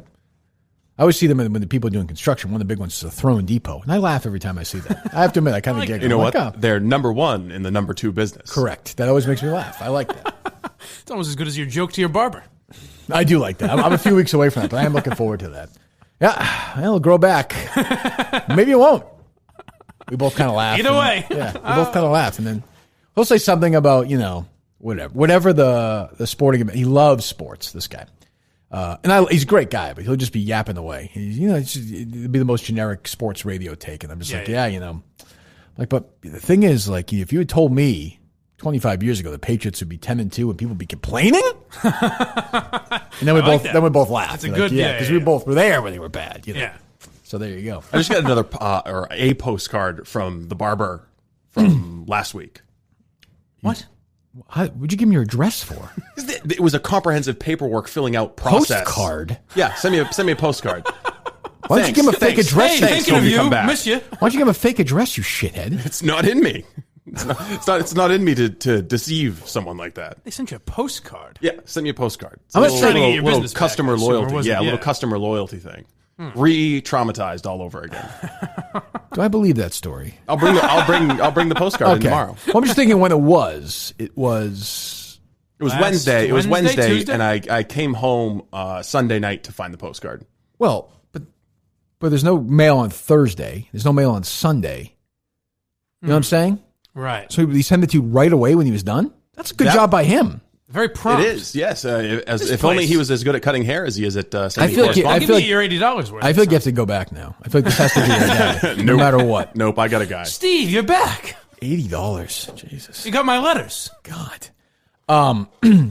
So I love very few things in life get me more excited than when something bad is on. People listen to the show know, whether it's a bad podcast, bad radio, of course, bad anything. And I have to admit, I got a warm-blooded boner when I saw that in Boston, the Nesson, the channel Nesson, announced. I didn't know about this. I knew nothing about this. I was flipping around last night, looking for something to watch.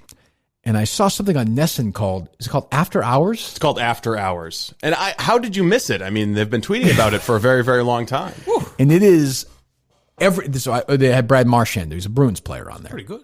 It's a big get. It had everything I wanted in bad television. It had the weird male host who looks like Ryan Seacrest and is just giggling. Right. You have the two girls who are kind of cute and they're all dressed casually and they're not sitting in chairs. And it's like, hey, we're just bullshitting. Just hanging. Can't believe how natural it is. It was so uncomfortably. It was honestly.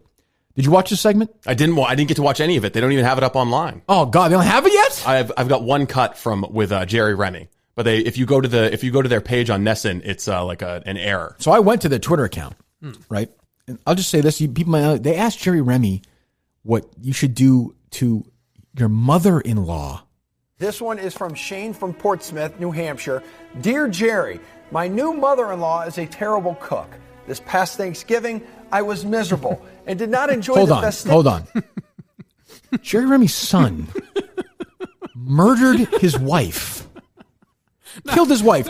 Now, of course, I don't find that funny. And everyone in Jerry Remy's family, all of his kids have been arrested for assault. Right. So, I mean, part of me is thinking that Jerry's going to say, "Yeah, you should kill her." Well, why the fuck are you asking me this? Yeah. Or, and I get along with Jerry. Or I was thinking, he might say, "Geez, maybe we should ask a different question, guys." Yeah. But it's this idea where they're trying to. It was incredible. So you'll get the Marchand thing tomorrow, one way or another. I don't know if they'll put it online. We'll go to Nesson and get it. Get the tapes. You not believe how bad this is. It is really the greatest bad segment I've ever seen in my life. It's so uncomfortable, and they're all giggling. It's so fucking. And I'm watching this, and I'm thinking, why is nobody like me? Like, why is nobody like me? Like, not even like I'm not saying it can be as good, or whatever. Why can't they be 6% like that? Why Meaning aren't they just like have a conversation? Yeah, okay. Instead of like they start talking to Marchand and this one girl, and they're both like girls are like 20 years old. They're both terrible. So's the guy. This is not a girl guy. They're all fucking brainless and giggling and pretending they're edgy, and it's terrible. Mm-hmm. The girl's like, and they get in this thing where I guess Brad Marchand and Tori Krug play pranks on each other. Ooh, that must be wacky. And she's like, you're not going to believe this story. And then she turns to Brad. She's like, you're not going to be mad at me if I tell you this. I tell us, are you? He's looking at her like, oh, what? Huh? Like he's another. He's got no brain in his head. Yeah. So she's like, Tori Krug is short, I guess, right? Okay. I don't know this. So we walked in one time into the media room, into the locker room after practice, and said, "Hey, if you guys want to talk to me, I'm ready to talk." And the media came over, and then Marchand said, "Oh, I didn't realize you were talking to Tori. I couldn't see him from here." And literally, they all start laughing like you've never seen. And then she turns to him again. She says, "But like, you're okay with me telling that story, right?" This is what I'm sitting there transfixed. Like the interview could have been. I'm serious. I wouldn't be here today if the interview was 14 hours. I'd still be there watching it. I am so fascinated by that. So it's supposed to be. Is it supposed to be like a late night kind of a show where they're going to get guests on? Have you seen the picture or no? Yeah. Like they're all like being crazy. It's supposed to sort of be like. I like. wasn't in the running for this. I can host a hang as we say on Mike and the Minifans. I think it's supposed to be like a sports version of MTV. Where they bring on quasi celebrities in that world. Meanwhile, the budget of the set 20 years after that was a thing. Yeah, so bad. But you're right. They should have done that. They're like, okay, we're going to do 10 questions with Chris Sale. And then later on, our friend Mike is going to ask his mom about fucking her and her pussy juice. All that on Nesson's After Hours. First of all, the After Hours idea is like, hey, it's nighttime. Like, it's like the Big Show unfiltered. Yeah, we're going to take our pants off now and just let it rip. All the kids are asleep. Yeah, like we're going to start talking. We're going to ask Brad Marchand about pranks. It's just a typical Nesson, fucking idiot operation. I've always been interested in the fact that Nesson doesn't try things, but then I'm 10 times more fascinated when they do try things. You know what I mean? Like, I'm always amazed. I'm like, there's no programming on this to compete with the stuff that NBC Boston does. Right. If you're in Boston, like, if you're not in Boston, Nesson is owned by the Red Sox. And they purposely try and be non-edgy. It's supposed to be like the Yes Network or anything else around wherever your teams play. But the Yes Network, at least, I don't really care for the show. No, but they have the Yankeeography. They have Michael K's show on or whatever. Yeah. Like, they have something on during the day. This is so bad. And it's only going to get worse. I mean, all three of them are awful. Like, it's the worst. Now, by the way, if they were any good, like, they'd have me on tonight. And play this sound. But that's never going to happen. And talk about it. I mean, I know they would never do that because of the Red Sox, but they'll but ignore not just it. In general, that would never. I am demanding the Minifans start watching the show. I think even if Jared Carrabis said something like that, they wouldn't play. That's true. I mean? Oh, yeah. That's true. But I mean, I love this show. It's my favorite show. My most favorite show ever. I'm always amazed. I think you said this years ago that Nesson doesn't simulcast. I get why they wouldn't want Kirk and Callahan on. But why didn't they have Dale? Dale's perfect because it's midday when no one's watching. It's awful. It's terrible. He works for Nesson. They'll talk. Yeah, right. They'll talk sports. They don't do that because even Ordway have the afternoon show on because it would cost 90 cents. Like they're just cheap too at the same time. Like if you look at, did you see the studio for this, Steve? Yeah. I mean, But then my thing. So yes, they don't do it because they're cheap. Steve. Thank you. They don't do it because they're cheap. Well, I'm just looking at the set behind you. Well, yeah, but you know what? I mean, I understand Barstool's money, but it's not like, John Henry and Tom Werner are not, put it this way. If yeah, that's true, I guess. I appreciate that. That's true. But by the way, we're not on TV right now. No, we're not. Right. I mean, if we were, we would do it. We'd spend some money. There's also, if we were doing this show at Barstool headquarters, we would have a set. There would be. Oh, for sure. Yeah, exactly. Yeah, for sure. Yes. But I'm telling you, it's great. It's great. awesome. And then I flipped over and watched the last 45 minutes of The Fugitive, which I watch like every 3 or 4 years. It's one of my favorite movies. Fugitive's awesome. Have you guys seen it or no? No, but I forgot to tell you. You haven't seen The Fugitive, you, Mike? I've seen it, yeah, but it was a while ago. I haven't rewatched it. Forget it. I got it on my own. I watched Midnight Run over the weekend. What'd you think? Not a fan. No. PU. I'll survive. I'm surprised you find that funny, honestly. It's a great movie. I don't know. I thought it was all right, but I mean, sorry, it's needed not, a little CGI. Sorry, it's not knocked up. well, I mean, come on. Yeah. I think the best I have macrophobia and claustrophobia. Well, hey, watch out or I'll give you fistophobia. Not a great line. Oh, whoa. Not a great line. Knocked my socks off. Not a great line. The best thing De Niro's done lately is The Intern. Oh, my God. I mean, let's what not are get you crazy. talking about? I mean, I can't even argue. If people don't like Midnight Run, it's like, but I mean, you're also young. Like, the movie came out before you were born. I didn't hate it. I just didn't understand your enduring I was fascination surprised that's with one of your favorite movies. Oh, it's one of the greatest movies of all time. Wow. One of the greatest movies. Much better than any movie Judd Apatow ever made. All right. Much better. Now you're just trolling. That's a little Well, crazy. it's true. I mean, it's not even a Isn't that conversation. better than Superbad or Yes. 40-Year-Old Virgin? Yes. 40-Year-Old Virgin fucking goes on forever. Pineapple Express? Didn't Judd Terrible. Apatow do that? Terrible. I think so. He produced it, I think. If he didn't direct it, he produced it. Yeah. Oh, I mean, the 40-Year-Old Virgin. Oh, but I could deal with anything. Like, they're ripping, hair off a guy's skin. Oh, that's hilarious. But he's screaming. But He's the line screaming is Kelly like Clarkson. pretty rough. You know why I know you're gay? Because you like Coldplay. That is what I say about. I've said this about comedies, and you criticized me, but I feel like I would have found that funnier if I was whatever your age was in 1984. Whenever. Well, that's the thing. I mean, that's the other thing. So when you're kids, it's different. Yeah. That's true too. Like a movie, like when you're 16, you like when you're 45 generally. Yeah. But it's also that movie is now 32 years old. It's just like watching a movie in that year, in like when it came out, it'd be like watching a movie from like 1955. Right. It's kind of hard to keep up. No, well, I'll have to survive with you. Might lose a little. So next time you'll be thinking. I might. By the way, I watched a Clark Gable film over Thanksgiving weekend. It happened one night? I did, yeah. What'd you think? Yeah, it was decent for the generation. This is what you're watching with the in-laws. family, the in-laws? Yes. Why did that come on? Someone brought it. Well, like I was saying, Decided Steve, it would be Steve a likes good movies week. from when he was a kid. good classic film. Somebody was like, I brought some classic movies for us to watch this weekend. I was like, you got Con Air? Like, how can you not like Marvin Dorfler? That's a great character. Joey Pants was my favorite in that movie. Joey Pants is a great character. I thought he was the Eddie Moscow, he was the Moscow best Bail one in that movie, Bonds. I thought. Great movie. You like Grodin?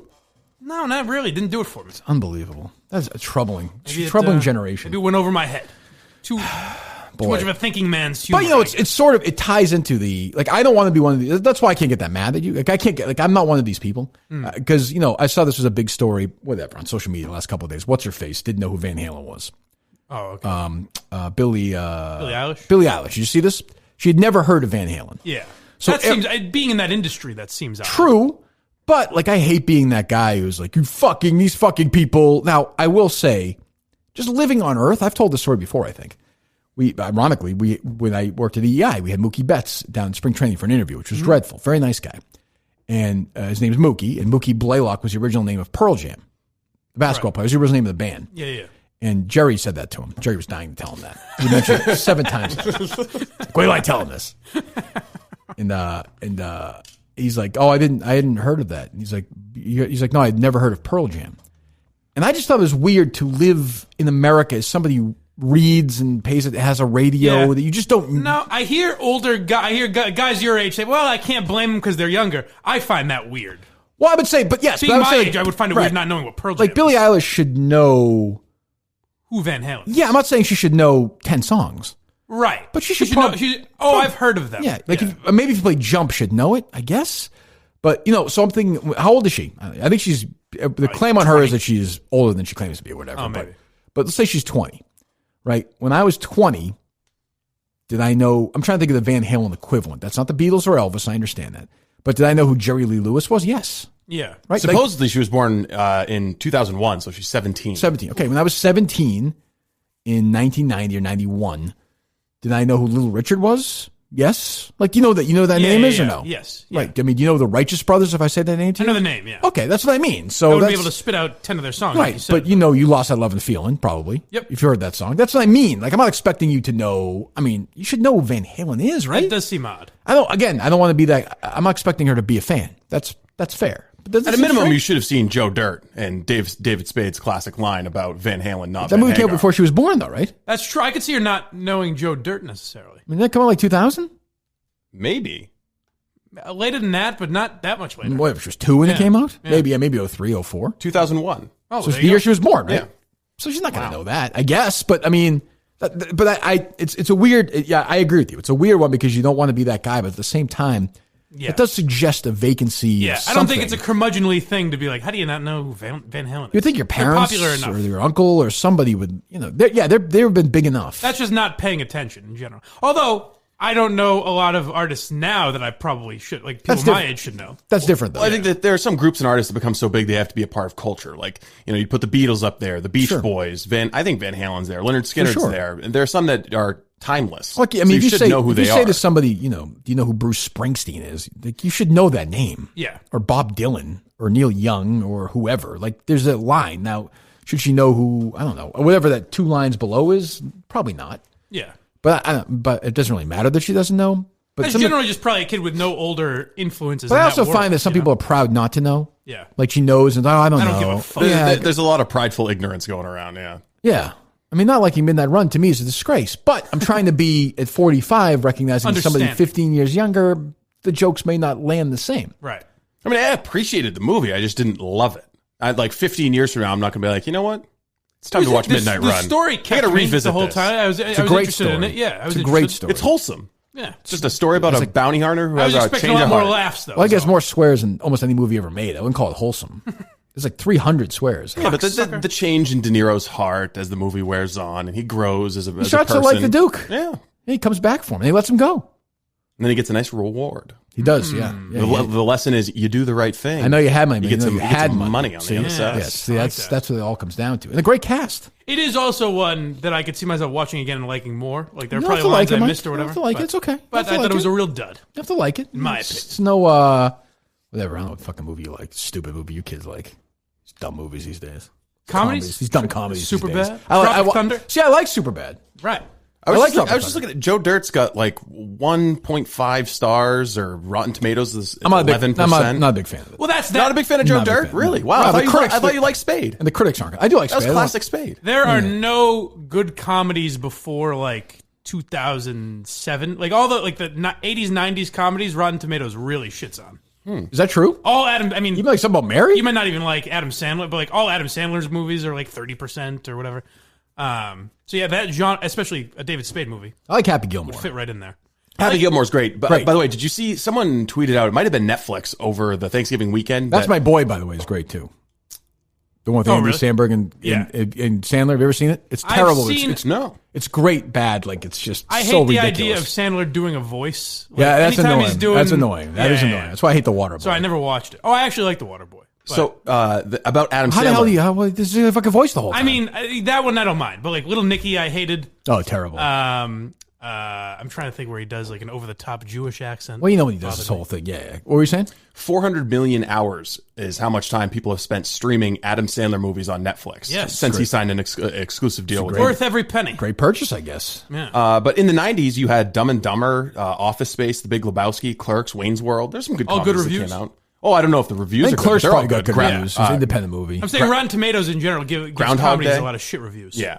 Yeah. The ones that people like. Yeah. That's true. Office Space, one of the best ever, made no money in theaters. Yeah, total bomb. Jim Carrey was also funny in the 90s. Jim Carrey was funny in the 90s. He stopped being funny. I don't know what happened. It just sort of happened. It's the last funny movie he made. I think it might have been the syphilis. You think? Yeah. We had syphilis? He had a lot of venereal diseases. That's why his really? Are you sure about this? Are you saying this on the podcast? No, people listen to? His ex-wife or his Jenny McCarthy? his wife committed suicide, or his girlfriend committed suicide. His girlfriend killed herself, right? Yeah, and one of the allegations by the family suing him was that she was driven to suicide by all the venereal diseases she was given by Jim Carrey. Christ. I could see that happening. My God. Who knew? All right, Troll Socks, speaking of which, Troll Socks Cyber Monday deal, 30% off everything in the store until, I didn't do the Simply Safe yet, until midnight tonight. Remind me of that, right? We didn't do the second one, did we? Yeah, we can do the second one later in the show. All right, when you use the code BMSUCKS, Cynthia Dill may use that, by the way. Sounds like you get an additional 20. It's tough because she loves one BM, Bob Murchison, but she hates another one, right. Blind Mike. But she'll obviously be using it for Blind Mike. Yeah, but Smugsy will be doing it. Smugsy will. Yes. Get your Kirk Minihane socks, Blind Mike socks, Brandy Love socks, Trump socks, Tom Brady socks, Game of Thrones socks, more. The best stocking stuffers you could ever get, and you are benefiting the Kirk Minihane Show. So go to trollsocks.com, would you please, and use the code BMSucks for an additional 20% off. They're already 30% off Cyber Monday deal. Go to trollsocks.com and use the code BMSucks. That's trollsocks.com. BMSucks, 30% off for our great friends on their Cyber Monday deal. Do that, please, right away. Do we have any songs today, Steve? Didn't get any good songs in that I would call that would be worth playing. No? They'll accuse me of censoring and whatnot, but oh really? Yeah. Huh. Do you? I can play one for you if you want. Yeah, let me just get a test of something you turned down. I'd like to hear the process. How, do you give it the whole song, or do you immediately give it? I know pretty early. I think you will too. You can tell generally. No, for sure.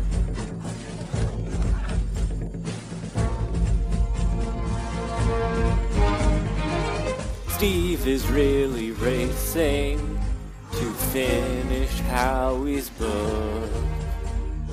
He doesn't like the content.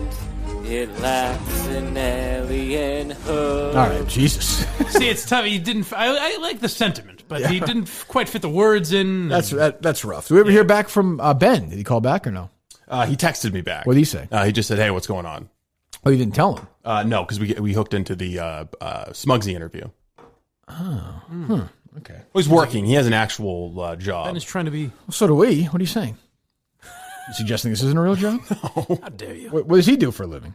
I'd say that Smugsy might have a little bit more free time than Ben has. Smugsy has many... What irons in the fire? Yeah, she got many clients to deal with, I think. You got a lot of articles to write and podcasts to do. I do wonder how people like that... I always say this. How do people make a living? I don't get how people make a living.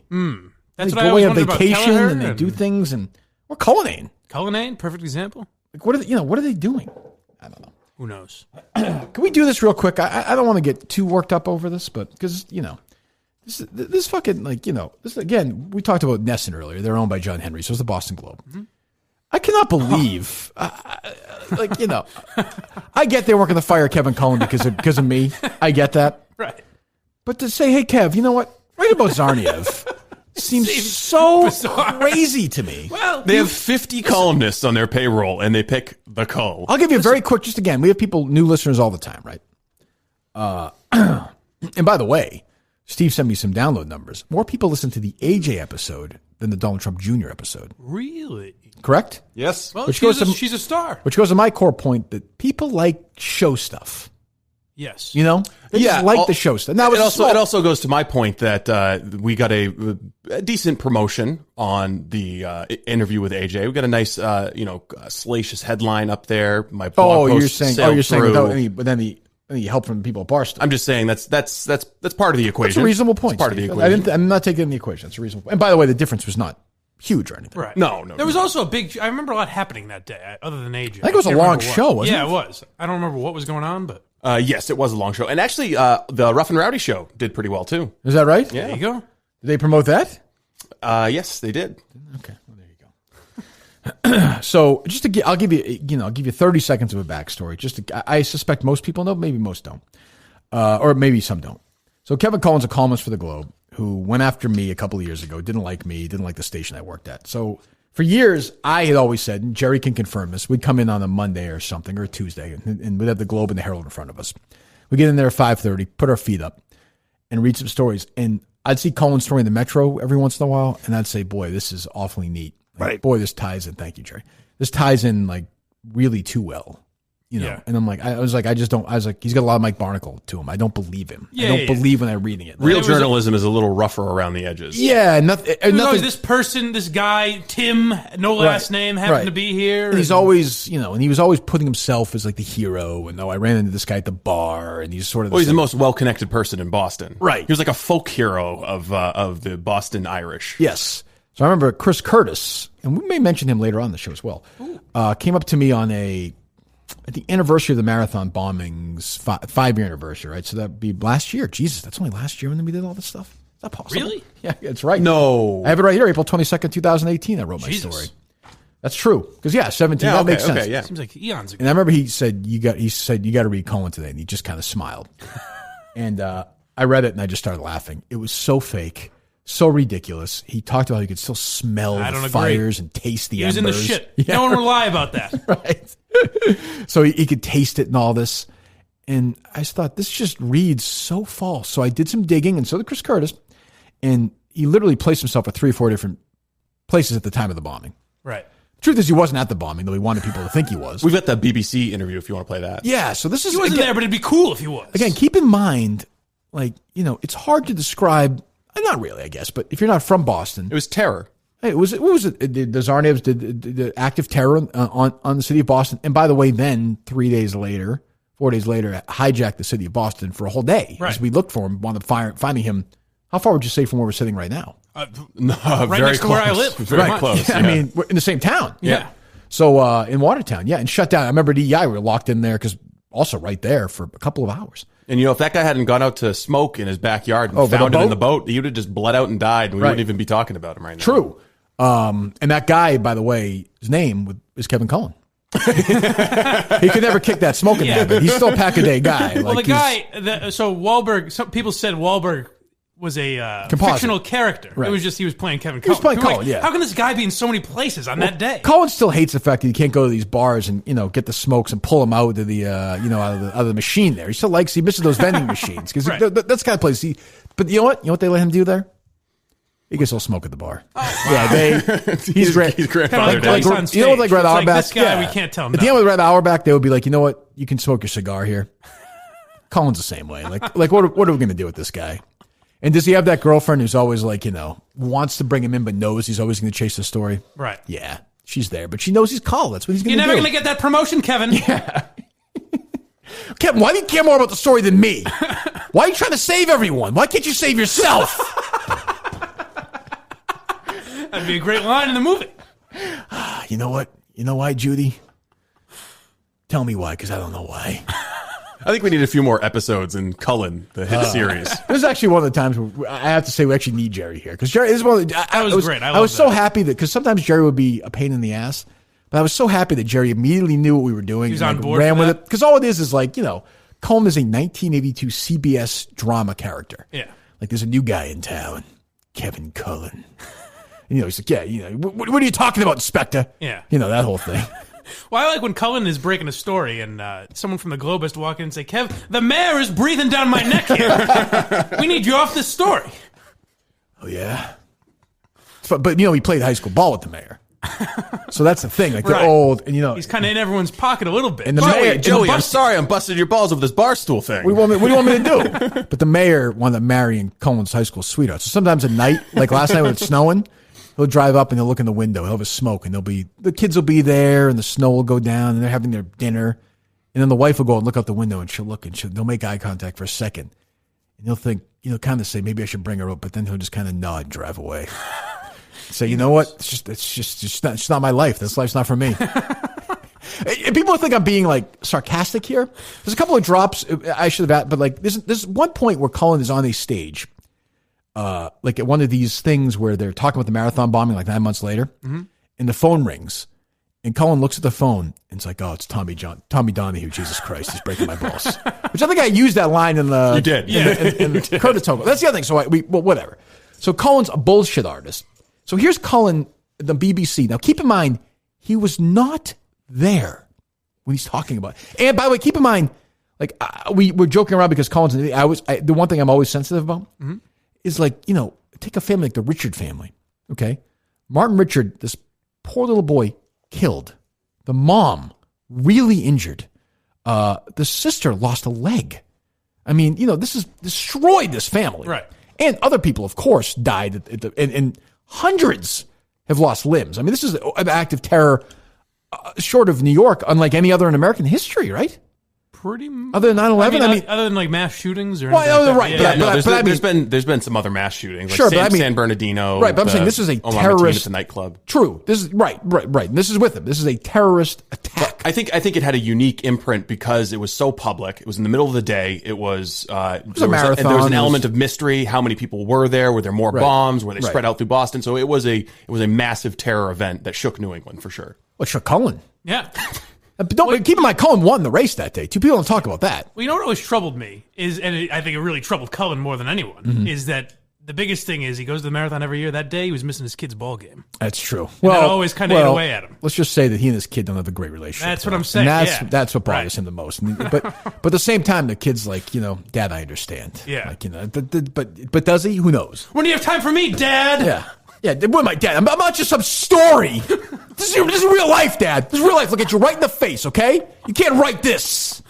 Puts a cigarette out. You're right, boy. Sorry, kid. Slides him a beer. Just got a call. You're old enough. Just got a call from the commissioner.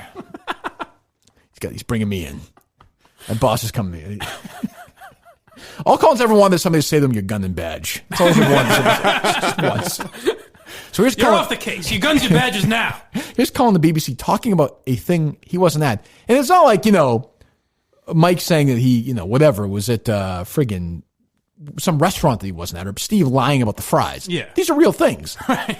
But still, this is Kevin Cullen. Talk about the marathon bombing. Go ahead. I just got off the phone not long ago with a young firefighter who I'm very concerned about.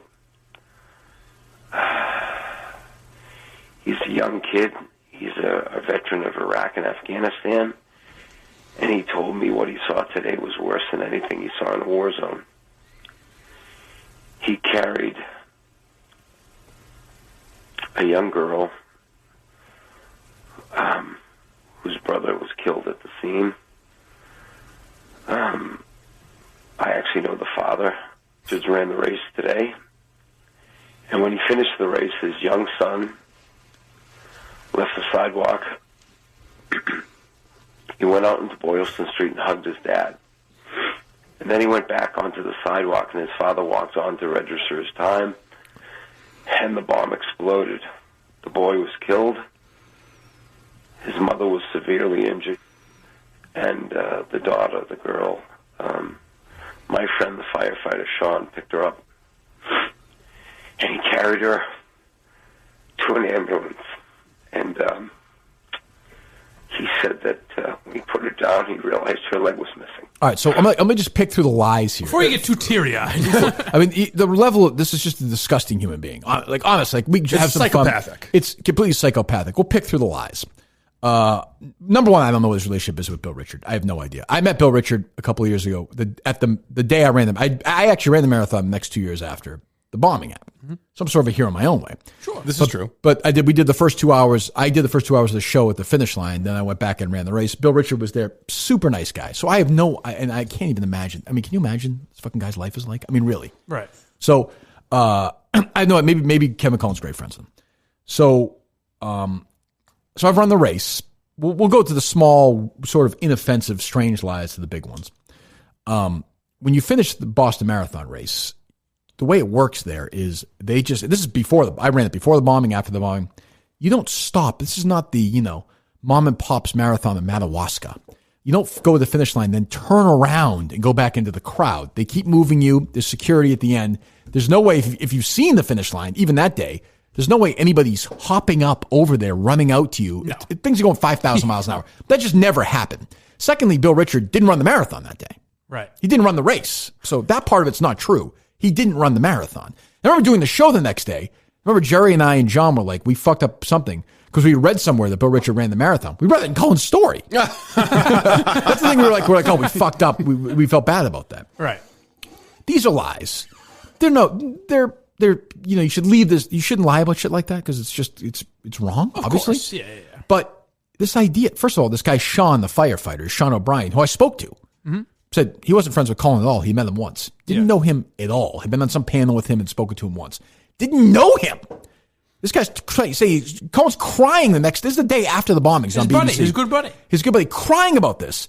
And then I talked to Sean O'Brien, another guy who was there, who, by the way, the guy from Watertown who rescued Jane Richard, They had a day for, I think in Watertown or somewhere else, or wherever he was a firefighter. There were stories about this after. And this guy's like, if you're in the rescue business, it's like anybody would tell you. And by the way, common sense would tell you that you're not going to grab some girl and then realize when you put her down, oh my God, her leg's gone. Like you would tell there's a lot of trauma going on. It's a little cinematic. And then he goes on and tells another story where, in a different thing, where the person's crawling around looking for her leg. Yeah. So and these are all lies. Like the whole thing, nobody told him this. He made this all up. These are all lies. Well, I don't know about that. I think some of them might not necessarily. I think there's a little problem in Kevin Cullen's writing because before this, he just broke up with his writing partner. Who's that? I don't know if you know this. No, well, the guy is a little more straight-laced and kept Kevin on the straight and narrow. Kevin told him to go screw because he didn't like the way he was doing business. That can happen. But, he was, in the way he wrote about it like he was, I could still see the guy. He blurred the lines for a long time. He lied. Yeah, but I mean, the white lies kind of built, and then it got to a point where he just was creating the impression without saying I was there and witnessed it. Well, so I can. When he writes, I can taste it. I can see it when I bump into survivors, which happens with more regularity than I ever could have imagined. I can touch it. I can still smell Patriots Day 2013. What do you think when you read that? He's trying to create the impression that he was there. He's there, yeah. Right. But I'm saying that his exaggerations and that kind of style of approaching it, he didn't outright come out and say, I was there, here's what I saw. True. I guess that's true. So he was on Bob Ryan's podcast a few months after. About 59 minutes in, Ryan asked Cullen if he'd seen the movie Patriots Day, which is a fucking terrible movie. The 2016 movie about the bombing.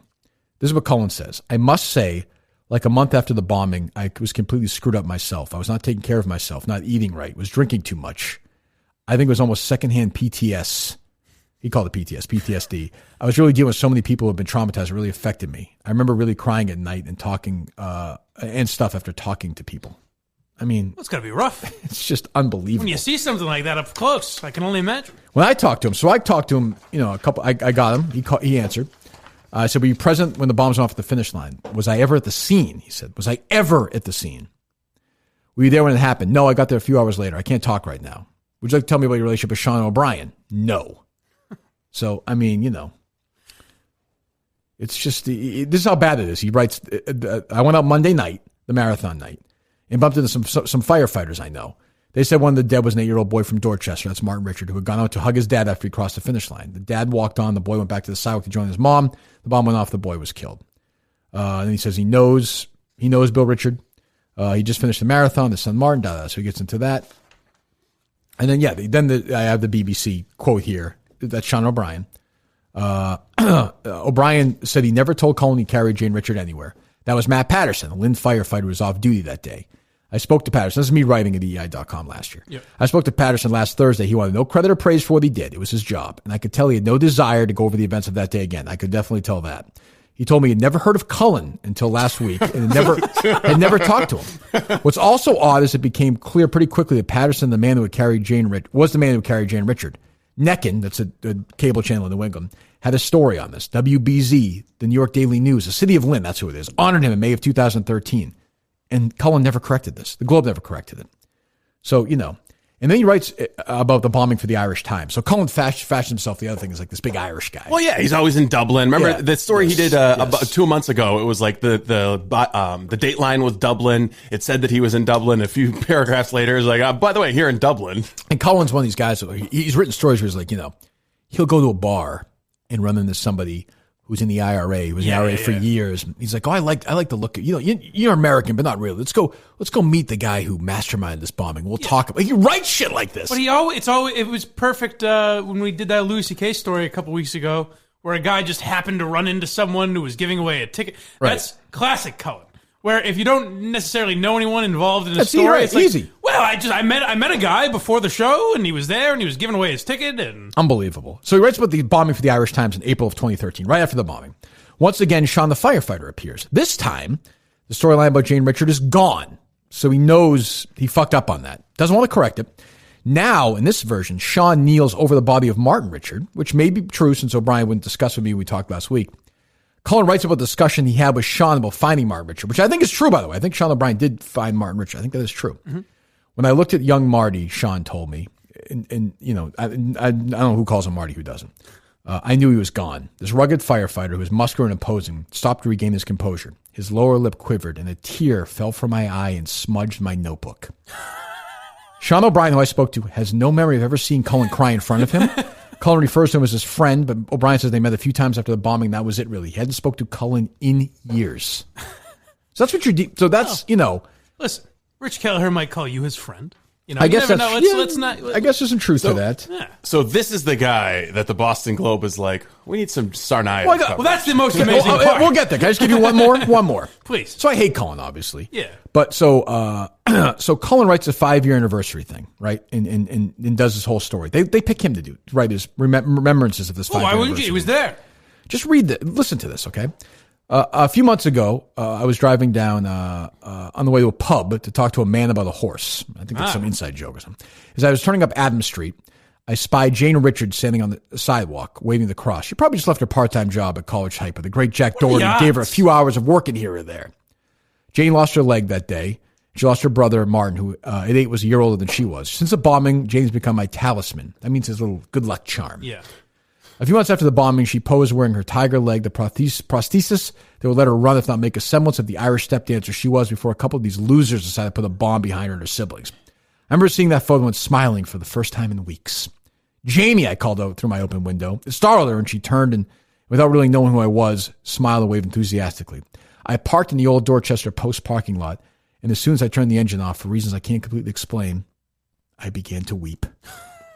I mean, does anybody believe that happened? I mean, isn't that so honestly, this is a little girl whose brother died. She was at a bombing. She lost her leg. Her mom's brain, and I think her mom is blind in one eye, I think. Her mom had a brain injury. And this asshole is saying he's a little good luck charm and making up some story of seeing her.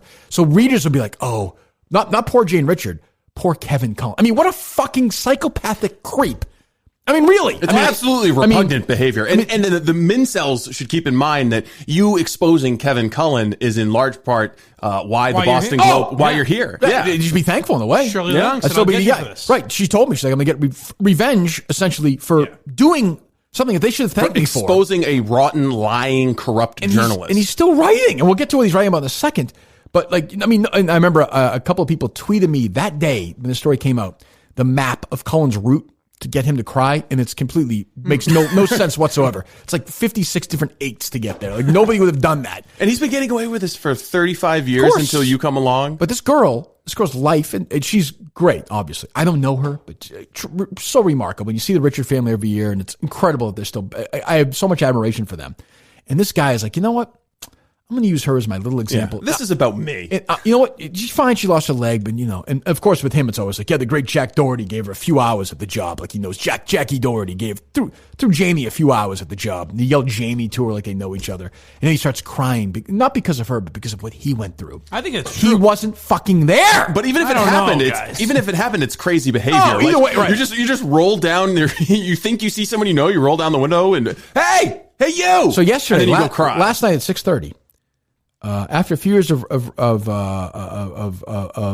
respite, Zarniev is about to invade our consciousness again. The Globe has this asshole writing about Zarniev. The amazing part, the story doesn't even really matter. It's the fact that they were like, they're so tone deaf or not. No lack of, they completely lack self-awareness. Right. They were like, you know what, Kevin, like, it's a story. We got you. In their minds, they've moved on. There's no scandal. No. But even letting him write it is one thing. And then they don't always promote who the author is in their tweets. I don't think. To lead the tweet with, from Kevin Cullen. It's incredible. and they can't tag his actual Twitter handle because he took it down. Gone. Yes. Right. He took it down because he couldn't handle it. And he couldn't. When I talked to him on the phone that day, he did the thing. He was like, I can't talk right now. My kid's in the hospital. Sure. And he was. I mean, and maybe he was, maybe he wasn't. But the minute I talked to him on the phone, I heard his voice. I was like, wow, he's fucking made. And I talked to the Sean O'Brien guy. I was like, holy shit, this is all made up. I don't know if that's true. I used to live in Dorchester. And a lot of times, writers would approach me on the street and say, do you have any big scoops for me? I'd say, listen, you got a pack of smokes for me, Kev. Janie! Like, oh, my God. How big of a Woody did you have when you were getting ready to break this on the radio? I was pretty excited. But, how big was your Woody? Woody was a big Woody. Well, I mean, and again, I did a good job. And so did Chris. Like, we did a good job. We did the right thing. And all we got was shit for it. Yeah. you guys are being assholes. Because it came from a place of it wasn't revenge. about sports. Right. And because you were doing the silly, like, Cullen, like the sitcom or whatever. I had to listen to the segment to go get that BBC sound, and you still had to lead with some shit talk about sports. Right. Yeah. You had this in your back pocket, and you had to open with sports. You have no idea. Like, what the fuck is the this? fucking people are like, don't do it, don't do it, don't. Do you have to do it? Don't do it. You're doing too much of it. And they'd be like, I wonder what the ratings will be. I'm like, they're going to be great. Meanwhile, I was going to say 15% of the people who are listening to radio in their cars are listening to this. Yeah. And it doesn't matter that they knew and they were like, nobody knows who he is. I'm like, so what? He went after us.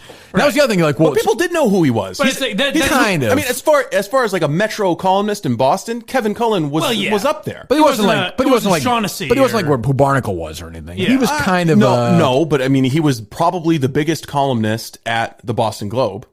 But I don't even think. Well, I think he's as big as Dan Shaughnessy.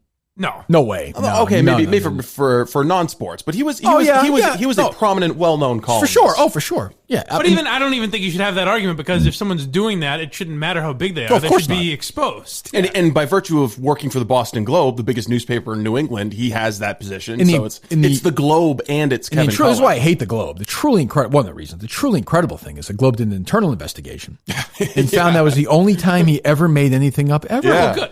Crazy. And so only when he talked about this story several times. And so then one day, Curtis and I said, let's just pick a random story. There was some story about a bodega in East Boston, and we found it. We looked it up. Didn't exist. Right. We just picked. So it's like the drunk driving thing, right? Does anybody really think? And by the way, you want to go look at some howlers? Go look at some of his old stories, especially the Irish stuff. It's unbelievable. It's like literally unbelievable.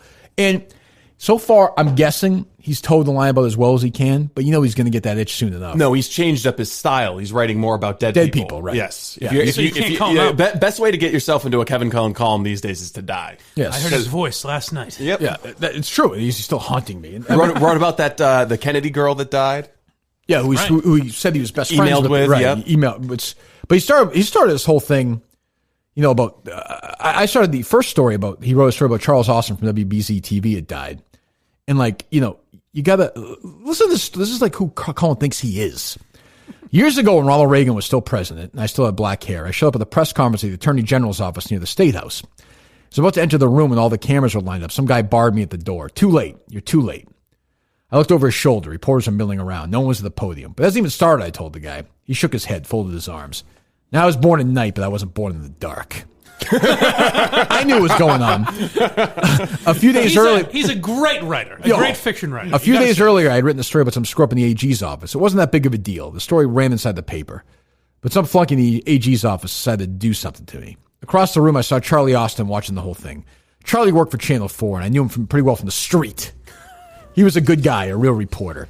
So Charlie comes across the room and confronts the jerk from the AG's office and asks what the problem is. The jerk from the AD's office starts fumbling around, says something about me always being late and screwing up, and asks stupid questions. Yeah, Charlie goes, we know Kevin's an asshole, but he's our asshole. Then apparently the magic words, because the jerk stepped aside, I walked in high-fiving Charlie as I passed, and Charlie continued to give the jerk from the AG's office the evil eye. So again, if I worked at the Globe and my assignment was to check Cullen's work, I'd ask this. What was the story you wrote that pissed off the AG's office? What was the name of the jerk who wouldn't let you in the press conference? When was this press conference? What was it about? Is there any other person who was at the press conference who can verify you were in fact barred from entering? Why wouldn't you write about that incident that in fact happened? Did anyone else see Austin confront the jerk from the AG's office? Okay, so if we get answers to those questions, are we going to get more clicks? Well, but it's just, that's the Boston Globe's attitude. But it's also got the Cullen trademarks, the nickname for the subject, which is Charlie instead of, Charles, Janie for Jane, Marty. Yeah. And the idea that the government's against him, his work is so relevant to, the AG's office to try and stop him from entering a press conference. And I love as a TV thing of like the friend coming in saving David being like, you know what? We hate him too, but he's our guy. And this guy is writing for the Globe on Sarnia today. They don't like him. They respect it. Yeah. I mean, look, he has to. But God damn it, Cullen, do I respect you? He has to question. He has to question. He could be a character out of Anchorman. Yes. I mean, so Jerry and I did this Cullen thing forever. And that's what really drove people crazy. Especially at the Globe. Because we just mocked him. Because I'm going to sit there and say it fucking is so embarrassing that this guy is writing for the Globe. I love it. I mean, I think it's great they didn't fire him. It's the best thing ever. Because eventually he'll make something up and we'll get him. I mean, that's going to happen. Well, to be fair, he's the reason why he and Shirley are the reason why I continue to check the Boston Globe almost every day. No question. How accurate do you think, and be honest with me here, Don't bullshit me here. Okay. How accurate do you think Kevin Costner's portrayal of Cullen was in the film JFK? It's a good question. It's a good question. I mean, it is incredible. And that's so when I saw that, I don't even care about the story. The story's pretty vanilla, really. Didn't you think? Oh yeah, yeah. I mean, it's story. It's the idea that he's honest. Yeah, I mean, but he loves this. It'd be like having Steve review Red Robins around the country. Exactly. It wouldn't make any sense. That's exactly right. Yeah, but it is incredible, and and he just made shit up. So I don't know. Any updates on the Buffalo Wild Wings event? Ooh. Yeah, so I was talking with the Barstool people in New York, and it's going to be a bit of a lift to get the auction worked out because there are tax implications to it, blah, blah, blah. But we're hoping by Friday we'll be able to have the bidding go live on that. Okay, geez, all right. So this week, by the way, Buffalo Wild Wings, all week long, 100% of your proceeds will go support the education of Hunter Baldera, Ryan Baldera's infant son. They'll also be holding a silent auction that will also include a live Kirk Minihane show. So if you're a business owner, Minifan, we're going to let you know. We'll work with the winning bidder to put together a perfect show for you guys. We'll announce a bid shortly, like we said, and where to bid on the live show. But again, if you want to go to Burlington Buffalo Wild Wings, today's a good day to do it, by the way. The weather's snow's basically done. Yeah. You want to get out of the house. Roads will be fine now. Well, also, fucking nobody at school today. You're dying to get your kids out of the house. Go to the Buffalo Wild Wings at Barnes & Noble right next door. You kill 2 hours right there. You know what I like about Buffalo Wild Wings? You're never going to walk into one on mistake. You never don't know that you're walking into a Buffalo Wild Wings. The only defense I make for that is that's the same with every other restaurant. No. They have good signage. Well, how many French fries do you get?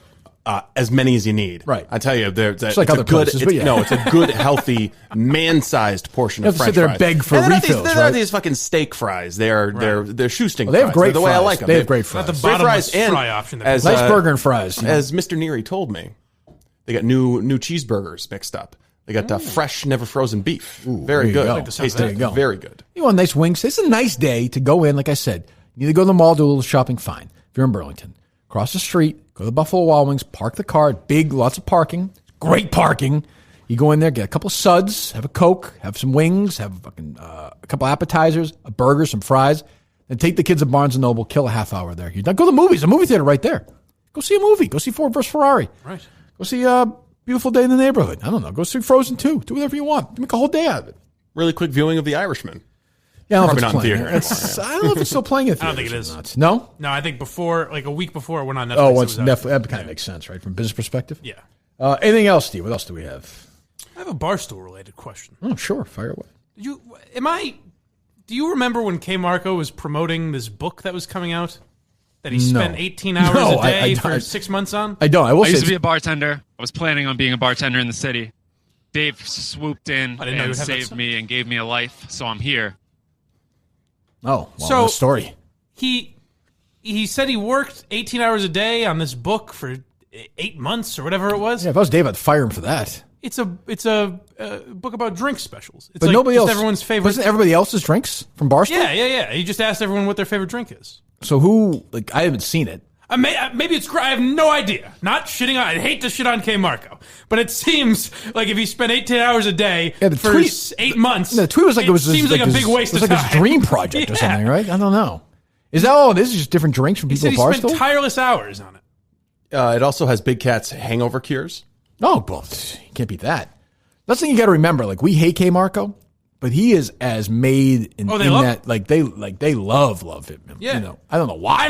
Honestly, I have no problem with the product. I'm sure it's good. I'm sure it's good. I like the product, the idea of it, anyways. But it just seems like if he spent that much time on it, maybe a little bit of a waste. I thought he could probably crank that out in a few days. I thought he wrote a book when he That's first what announced I thought. it. I think there is other writing in it. Oh, there are other drink recipes. Okay. They just got a little love for the other characters. All this is drink recipes, though, right?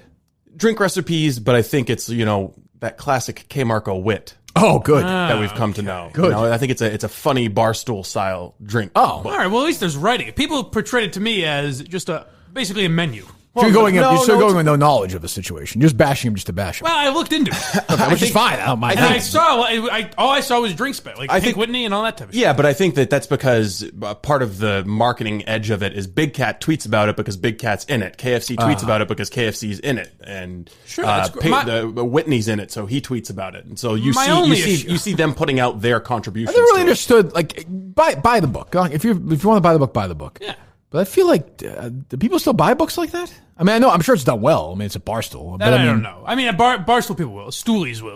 Good. Well, good. I think it's a good gift idea. It's something that you would put if you have like a drink area in your house, like a little cart with all the spirits on or something. You might add it to that. Somebody shows up to your house and they say, "Oh, I want a Tom Collins." You're like, "Well, I don't know how to make a Tom Collins, but I've got." Just Google it. I got Kmarko. That's the other thing. No. I mean, buy the book. You fucking cretin. We've put our phones down for a nice gentleman's evening. Oh, I've got you. Okay. But these are the Barstool drinks. These are you're drinking like the Barstool guys. I get that. I got you. I have no problem with that. If you have this, such a good idea.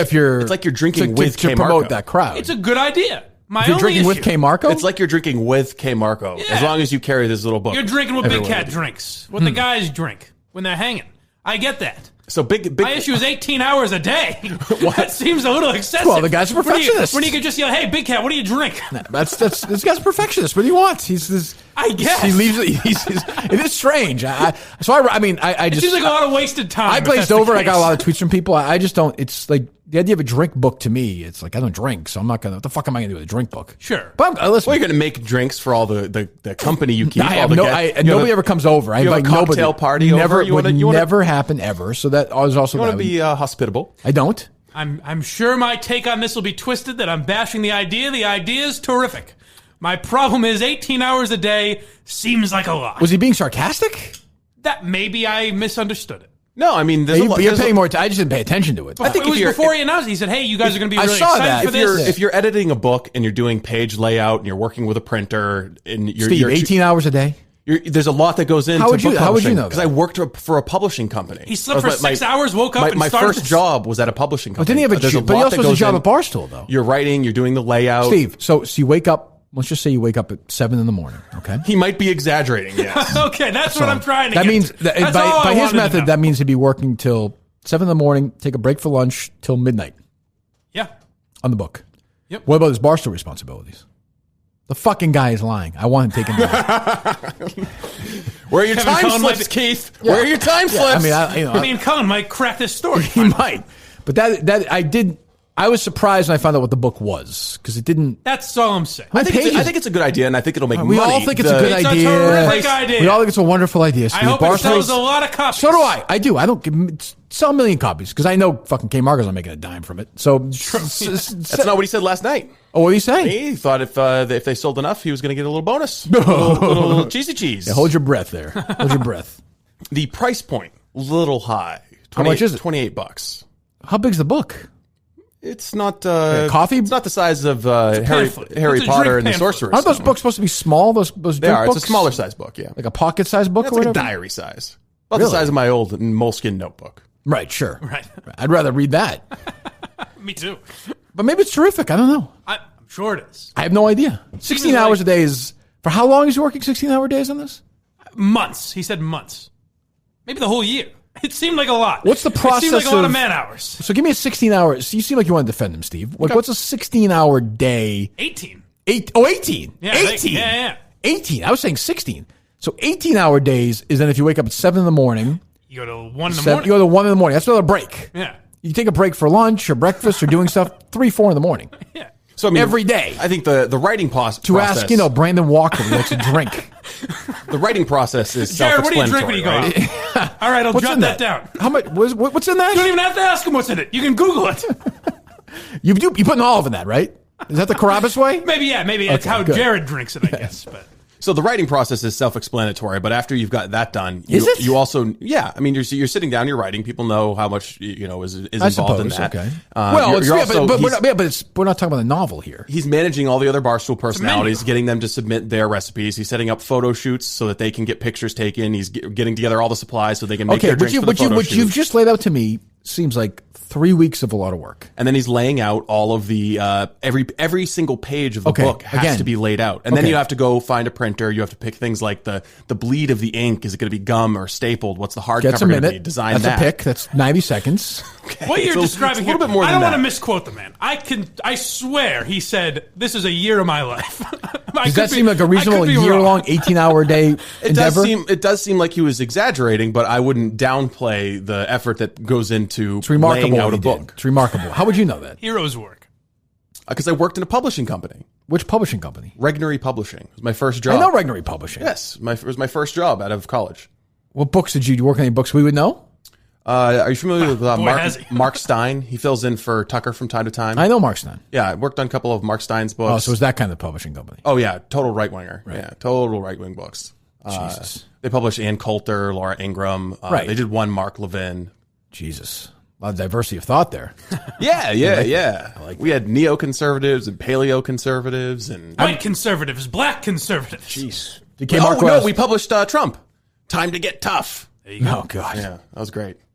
So Mike's ripping Kmarko. I think the book sounds wonderful. I might buy 10 copies. I think it's an interesting idea. It's another fight that Blind Mike is starting. My phone's going to ring, and Mikey Fowler's going to say, "Hey, does Blind Mike have any time to come on Barstool a couple days Radio?" Later, Mike's going to be like, "I don't know why they're mad at me. Maybe I do?" misunderstood his great joke that maybe he was exaggerating. Maybe it was hyperbole. It seems like a lot of work. Seems like a lot of work went into a good idea. Great book, but not that much time was needed. The best book How I've many ever pages is heard the book? Do we know? 26. I think it's probably like 180 to 200. Well, that's impressive. Just by looking at it. That's just me. Just why didn't seeing he ask us? pictures. Why didn't he ask you what drink you like? Or It's true. I don't think he likes us. No? I don't. I've gotten the vibe. To add to that. I've gotten the vibe that Kmarko doesn't like. How many drinks? I don't know. Okay. I've tried to mend the fence here, but do you really care? Look. Again, I hope it sells 10 million copies. I don't care. God bless. Do I really care what Casey Smith drinks? No, but I mean, it's if you're looking for interesting drinks to make, I guess it could be. Again, if you're entertaining, do I care what says, hey, Jared Carabas drinks? No, but people do. They do? Sure. People, if I drank, you people want to drink like the Barstool. People care what I drank. I think the big draws would be like Big Cat Portnoy. Why? If you had some quirky, unique recipe for a martini or something, people would probably try it. Yeah, really? Sure. Definitely. Yes. Definitely. If you why? Because they like my show. If you you That's came a out, weird thing. No, but isn't it? they trust you. They respect your opinion. You like this fucking Midnight Run, and so I've watched it. Mike watched it. How many people in the audience have gone and watched Midnight Run? Just because you're like, I love this movie. I guarantee you that most kind of an old if you man's tweet that age, poll you know right now, do you like Midnight Run? Yes, 85%, 90%. They're gonna say. What about the third please option of what? Okay, that's fine. Put the third option up. Do whatever on that fucking Twitter account. Do something, for Christ's sakes. Jesus. By the way, on Twitter, the Kirk Minihane polls account has tweeted out a poll of the Secretary of State's race between AJ and Matt for Providence. I saw Matt was running away with it. Matt is running away with it. 75%, yeah. Well, there is, got the Kirk Minihane bump. Controversy now with AJ's personal life with Mike. I think has affected her candidacy. The whole plagued by scandal. Intimacy. I can understand that. What's going on with this whole thing and that. Well, so I could see that. It happens sometimes. Passion gets in the way. That's what I mean. Yeah. So she's always right. If people, you know why? If fair or unfair, AJ is tagged with the Kelleher thing. Yes. She's never going to get away with that. Nope, that'll always be a black mark on her record. She arrived at the same time. She was a Cullen, sort of like the Blind Mike's groupie thing. She's got that ginger taint on her. Yes. I understand. There's this sort of circle of people that they don't trust. Smugsies for sure was one of them, as is Cynthia. AJ and Kelleher and Blind Mike's groupie. They don't trust them all the way, They just can't. Right. And that's, if you're running for Secretary of State, trust is important. It certainly is. I'm not saying I don't trust her, but I'm just saying the Minifans don't trust her. I get that. I don't know if you can recover from that. I don't know. Maybe they'll both have to come on Mike and the Minifans and try and speak for themselves. Ooh, that's a good idea. Are you guaranteeing an AJ appearance this weekend on Mike and the Minifans? I can't guarantee that. Is the invitation now open? The invitation is very much open. Like her legs were open to you at that lunch the other day. I won't speak to any of that. Well, what it's a Saturday night. Yes. Saturday. Okay. So back on the original time slot. It'll be a little earlier. Why is that? A little earlier.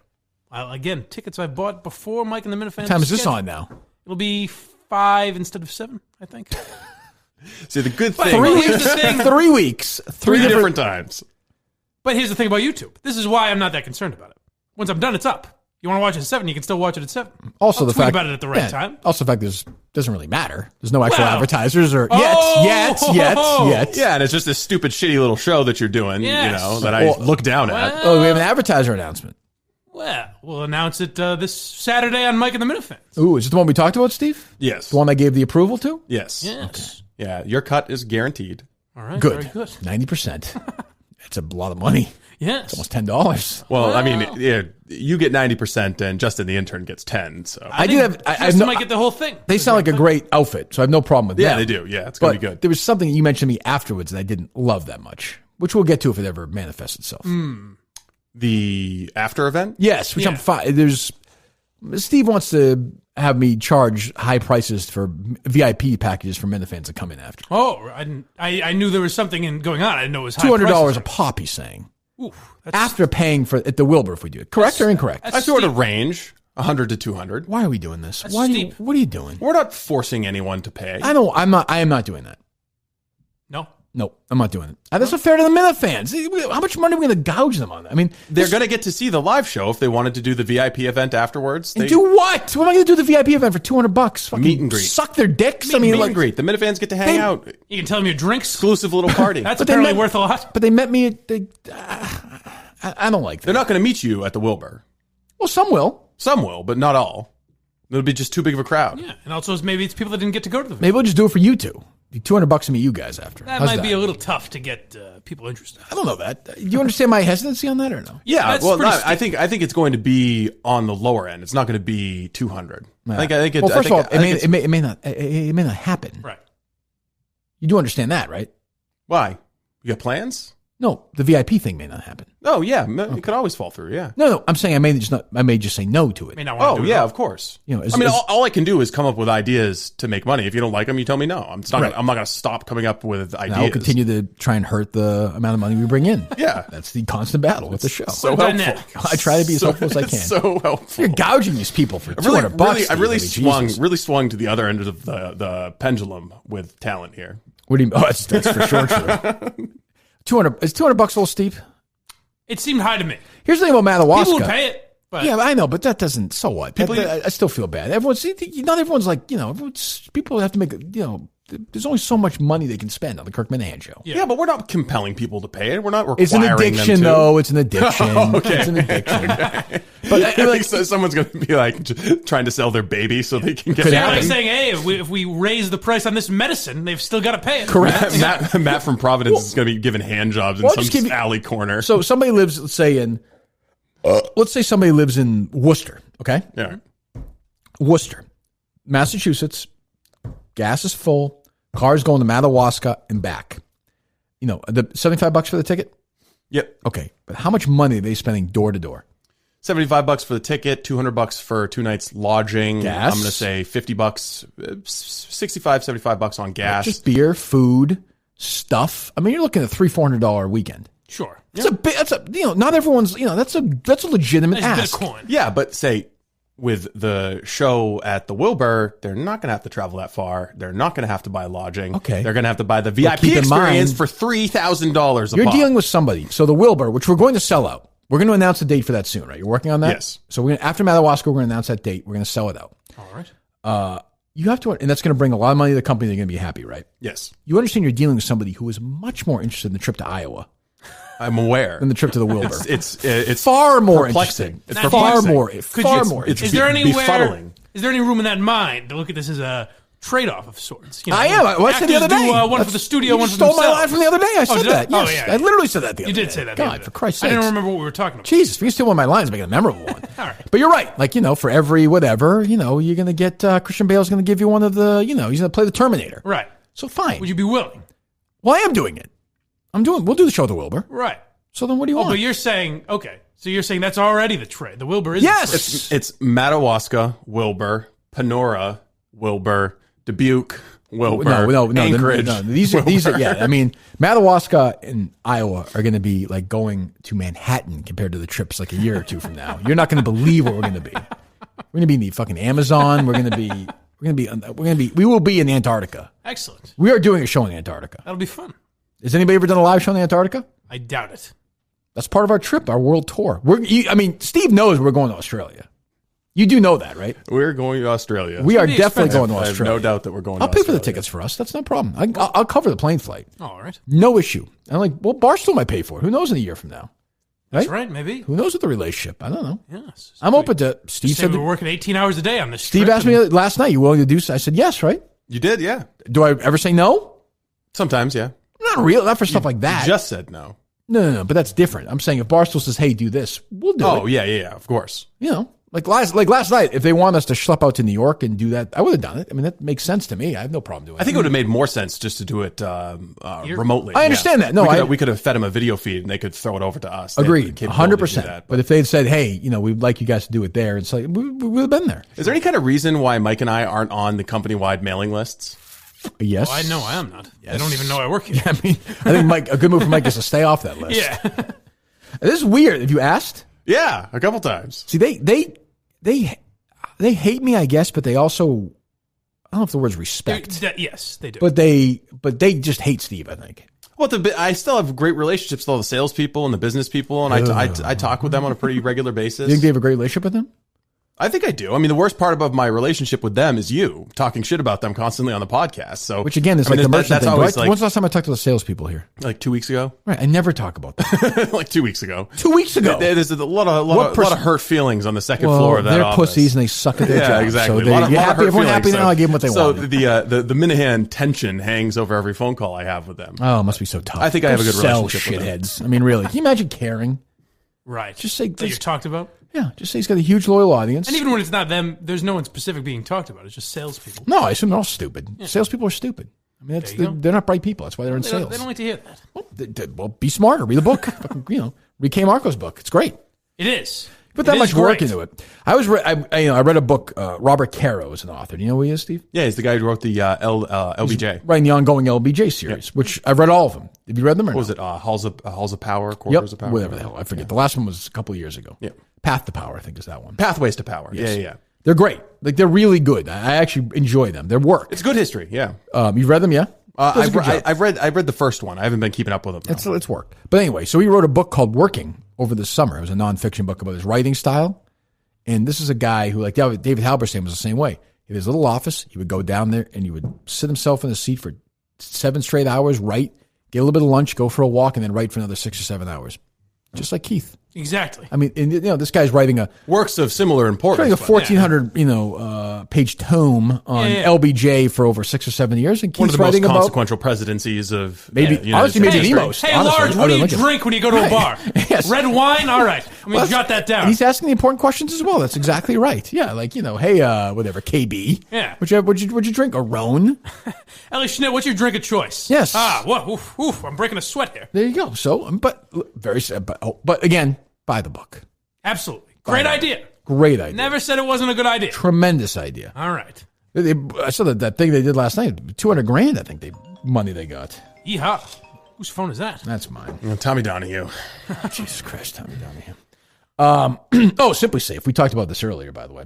Simply Safe protects every room, door, and window with 24/7 professional monitoring. If there's a break-in, Simply Safe can give real-time video confirmation so police respond up to 3.5 times faster. With Simply Safe, there's no contract, hidden fees, or fine print. Prices are fair and honest. $15 a month to protect your home. I mean, come on, $160, whatever. No, that's not true. $180 a year, fine.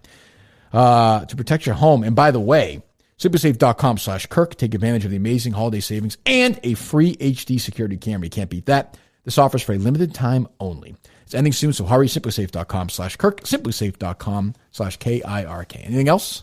Yeah, you seem a little bit too happy, so I want to give you something before we leave. Okay, good. You want your eulogy to come from somebody that cares. You would turn it into the Dave Show.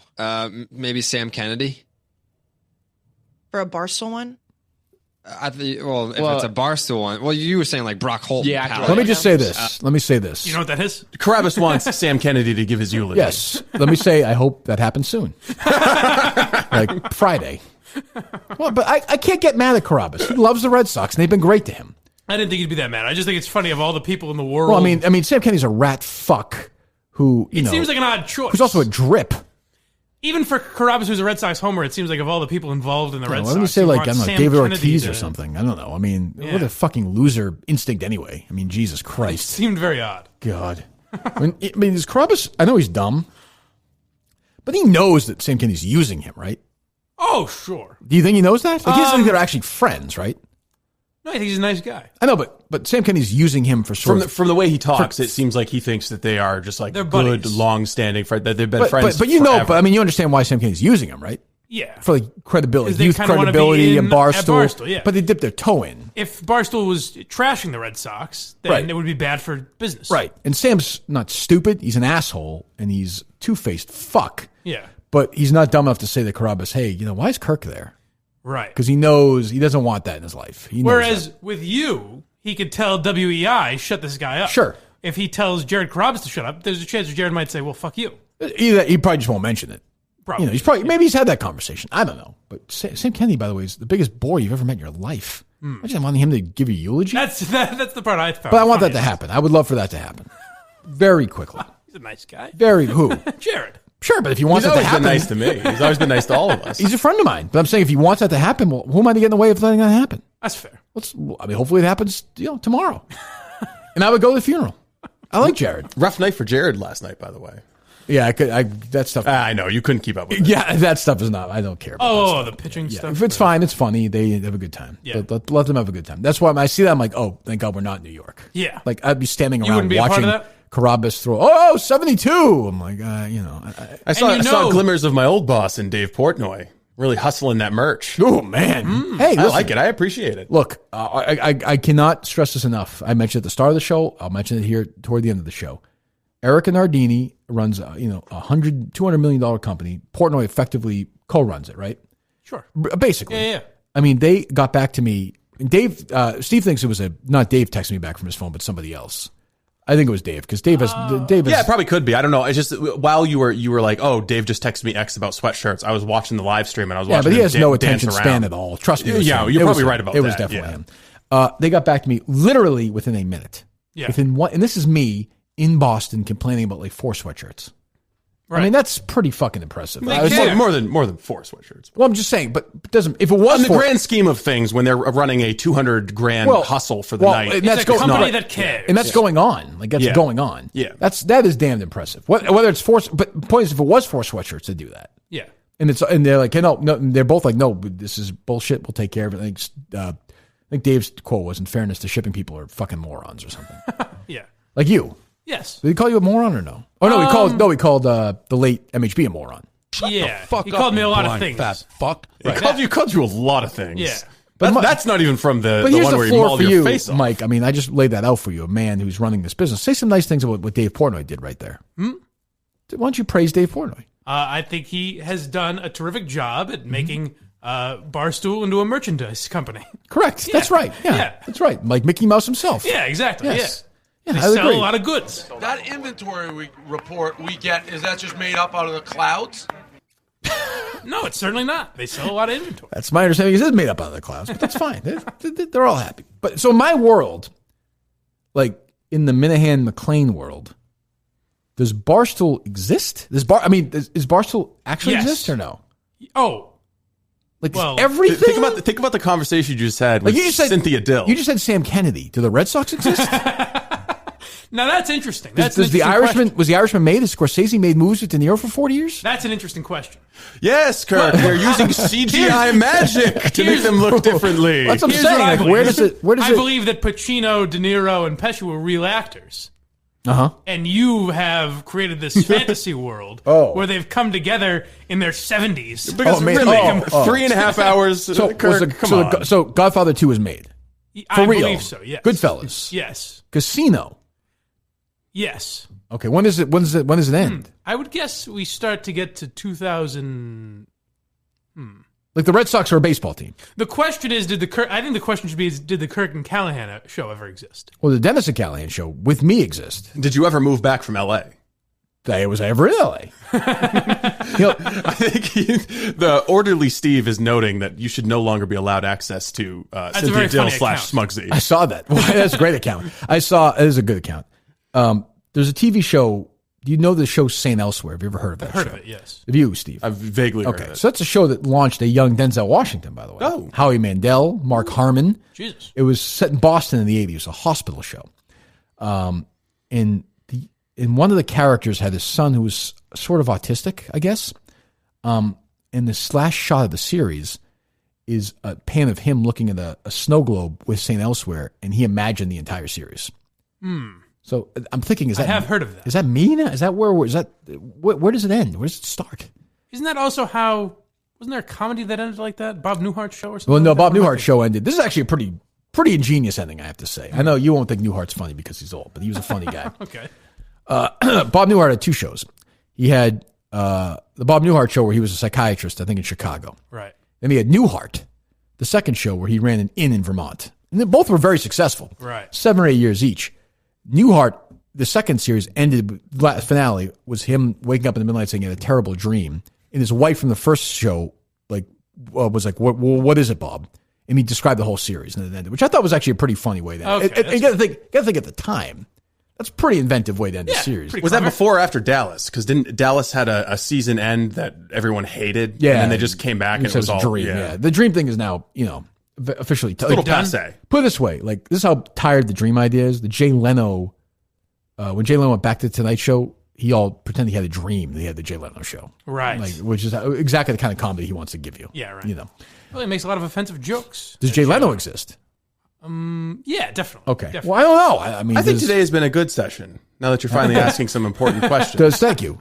Does like this culture you have fans, yes. No, but is this cancel culture thing is real? Like these stories have been who's printing out these stories? That's a great question. Is Prince Andrew? Is Jeffrey Epstein just like a regular guy? Might have to take away his typewriter. Well, all these allegations, we've only hear about them recently. It doesn't make much sench, does it? That's what I'm saying. By the way, that Prince Andrew story is. I felt dirty just printing it out. He's an old friend. Oh my! About our friend Ali Dershowitz, though. I'm just saying. I'm sure he's innocent. Right. But boy, are you? Things are starting to gather around the Boston Globe op-ed columnist Alan Dershowitz. I did see. I laughed yesterday. There was something about Dershowitz and Cullen quote tweets, and I'll handle this. Yeah, it was actually a rare, concise, funny Cullen tweet. That's good. He can put. I first retweeted it. I first retweeted, and I actually undid the retweet because I knew he would see it, and then he would see that I undid it just to make. Have you done that to me before? Maybe by mistake. Occasionally I'll mean to like it or hit it or you know what I mean, like just to see the story. I always wonder because I'll see like a retweet and then I'll see it's gone. I'm like, you get all happy. Then you got to spend 15 minutes investigating what Kirk everything did. goes right. You'll pick up 4 new followers if you get that retweet. You'll spend the next 24 hours wondering if Kirk's going to fire you. I just feel like nobody's new on Twitter anymore. Well, this is before I even worked here, so it's when I really cared. I was like, he retweeted me. It's cool, and then he went away. You should care more now. Yeah, I don't care if you retweet me now. You better. Yeah. So how does it work? This is actually. We'll do this for a second. Like with Prince Andrew, can they just can they take away Prince or no? So I think it's up to the Queen. Isn't that the whole thing with the monarchy where the one at the top gets a lot of power, right? I guess. Like the king's supposed to king, queen, they're supposed to be able to do whatever the fuck they want. Otherwise, it's not even a monarchy. I guess, but I don't. Just a bureaucracy. He's not going to go to jail, right? I don't think there's any potential of him going to jail, but I think that the Queen will do whatever it takes to protect what remains of the dignity of the royal family. Jesus. This story so for people who haven't read the story, they uncovered emails that Prince Andrew sent in 2014? 13 or 14. Yeah, and the email is to Ghislaine Maxwell. 15, I'm sorry, yeah. Ghislaine Maxwell is Jeffrey Epstein's madam, who's at the center of all of these, recruiting these young girls, prostituting them out. I think she has turned up in New York, but she was in hiding for a little while. But anyways, Prince Andrew sends her an email and says, hey, I'm getting questions about this Virginia Roberts thing. What's going on? And he's previously said, I have no fucking clue who Virginia Roberts is. Right. So this comes after the BBC interview. So he looks like a complete fucking liar because just 5 years ago, he was freaking out over the media and attorneys investigating this situation and knew her by her name. What's going on? What's the cover up here? Clearly, the Prince Andrew was doing something with Jeff Epstein that he shouldn't have been doing, that was immoral, and now he's a big, fat, sweaty fucking pig. I talked about that Taibbi Rogan podcast, which wasn't great, but they talked about Epstein for the first 15 or 20 minutes of it. And it's true. It's not talked about enough. No. Oh, my God. No. Because what's weird about this, you don't really know, so I have a job where I could talk about it every day if I wanted to for 2 hours, but I don't know where to go with it. Yeah. So I think that anytime you're dealing with a billionaire, there's something intriguing there, right? Because it's a new. So there's that element of it. There's a new level of elite status. But we also don't know. In a different we world. Also don't really know why he's a billionaire. Exactly. There's no history of him making. It's even more intriguing. The financier? There's this idea that now he's just sort of made all his money on blackmail. Yes, he ran. I guess my theory. He's got a Woody now, by the way. My theory. It says he's dead. I can tell it for no fear of libel. Maybe he's dead. I don't know. I don't think he'd sue you anyway. I don't think he'd want to open himself up to questioning. But go ahead. That'd be big. I think that he was running a sex island where powerful rich people got to live out their sick, twisted sexual he made fantasies. Billions of dollars off that? And he blackmailed them. For billions? Yes. Yeah. Because he's not just blackmailing them saying, hey, pay me or I'm going to expose this. He's saying he's got the dirt on them. So if he needs a favor, if he needs a stock tip, if he needs early entry into some kind of a business, because I mean, he's not a dumb guy. It's not, it's Mike, some would say Mike's a good guy. Oh, yeah. Yeah. Jeff. He used the power that he developed over these other rich, powerful people to increase his wealth and increase his status. So I was flipping around again this weekend randomly, and somehow on C-SPAN, I landed on C-SPAN, and there was over a couple of weeks ago, Jeb Bush did a Q&A with Bill Clinton about something. And I'm watching this thinking, Bill Clinton has gotten the biggest free pass in the history of the world. He went on how many flights on to fucking Pervert Island? Dozens. And Jeff Epstein had in his little black book like a dozen phone numbers just for Bill Clinton. Right. I mean, Clinton was going there clearly for nefarious reasons. The entire Democrat Party has gotten a pass on it because they were taking money from him when everyone knew that this was going on. Right. And So, if you brought this up before President Trump won the Republican nomination, you were a right-wing conspiracy theorist. This was delusional. I've talked about this before. It was the worst thing that ever happened for Jeff. If Hillary Clinton was president, he'd be fine. That's true. I've written about this before, though. 3 or 4 years ago, James Patterson wrote a book about this guy. Yeah. I mean, again, maybe you could make an argument the most popular author in America, top 3, wrote a book about Jeffrey Epstein. Yeah, well, maybe he wrote it. The amazing thing is right now... it has his name. So he wrote this book, and nobody... I remember Jerry told me about it. I was like, I don't know what you're talking about. Nobody paid attention to it because, you know why? Because they didn't want to. Right. They didn't want to acknowledge this guy exists. And I think, by the way, I think Steve's right. Like, I think that's how he made a lot of his money. I think whether he blackmailed or not, but I also think he was like, I also think he's like, I'll protect you. Like, here yeah, sure. Here's all these women. They're women. We're not in the United States. We're on my private island. We'll fly you over. We'll get in the plane. 13, 14-year-old girls, 15-year-old girls. Do whatever you want to these fucking girls. In this weird sex temple I've got on my island. By the way, Spacey, I think, was on one of those planes, and I'm sure. Dershowitz was on these planes. These people went on these planes, and they thought it went away when Epstein died, and it kind of in a weird way has. Like, yeah. Prince Andrew is. Well, why do you think he was killed? I mean, well, that's the other. I mean, look, that's like I'm not a big conspiracy guy. This is just obvious. You got to be a fucking idiot if you the most obvious one ever. The power went out. People were sleeping. I mean, what the fuck? It makes me think. It's embarrassing. Did you listen to the Alex Jones on Joe Rogan, that entire podcast? I tried. The wild one where he was all hopped up on shit. Yeah. At some point Take his shirt off. At some point in that podcast, he starts talking about a global conspiracy of billionaires who are raping children. Right. And it's right. like. I called it years ago. You got right, Alex. You did. Alex he's kind of nutty and he's all fucking crazy and hopped up on drugs. But when you look at Jeff Epstein's case, I'll give you one. I'm right. But Epstein is dead. Absolutely not. Where is he? Made it off to a new island. What's Epstein 2, they call it. But I mean, the guy is going to spend. I mean, he's not going to lie. He's going to spend 18 hours a day working on the book. I mean, that's. I believe that Kmarko is grossly exaggerating the amount of time he's worked on. Well, how much time do you think he spent on the book? 45 minutes. 45. But I think he yelled around the office and said, "Who drinks what? Put it on this piece of paper." But Carabas done. But Carabas likes olives in his drinks. That's true. Jared Carabas loves Sam Kennedy. I know that much. What do you think's going on there? You think it's a sexual relationship? Perhaps. Oh, okay. Wow. Something to look into. Jared Carabas spent a lot of time on Jeff Epstein's island. I believe that. Oh God! I meant more as a slave, honestly. Nice hairless catamaran. Yeah, just play catch for somebody. That's all you need with him. He'll be all excited. But it should be. Kevin Spacey's like, "Where's the rocket? Give me the rocket." He'll be all excited. The song is rocket. But it's the craziest story ever that somehow is not. It's not on the front pages of anywhere. So you saw the book that came out today. Right? Oh yeah, that I sent you. We'll try to get that author on, right? Yeah, sure. Well, I want to read the book first. What's really amazing is it a book that's. Is it available in stores? Is it straight to Amazon or? I think it's available in stores. It came out today. I just came across it yesterday. I think it was kind of a surprise release just in time for Christmas. It'd actually be stuff. Well, it's a nice stocking stuffer. I mean, I know the family. Yeah, I know that it's alleged. I mean, they say that it breaks new, never before seen details. What's the thing? But you've got to if you're hawking a book like that. I would hope so. So I don't know what new stuff will be in there. But I read the journalist behind it is legit. It's not a Kevin. So Cullen I read situation. that book in like 17, the Patterson book, at the beginning of 18. And like Jerry and I talked about on the show the next couple of days, I was like stunned by this and nobody talked about it. I'm always amazed when there's these rumors out there like Clinton Louis is a good example of it, honestly, where there's this story is out there for years. And everyone's like, "Oh boy, that's bad, huh?" Yeah, and then the New York Times writes about it, and they're like, "What?" Yes, it's true.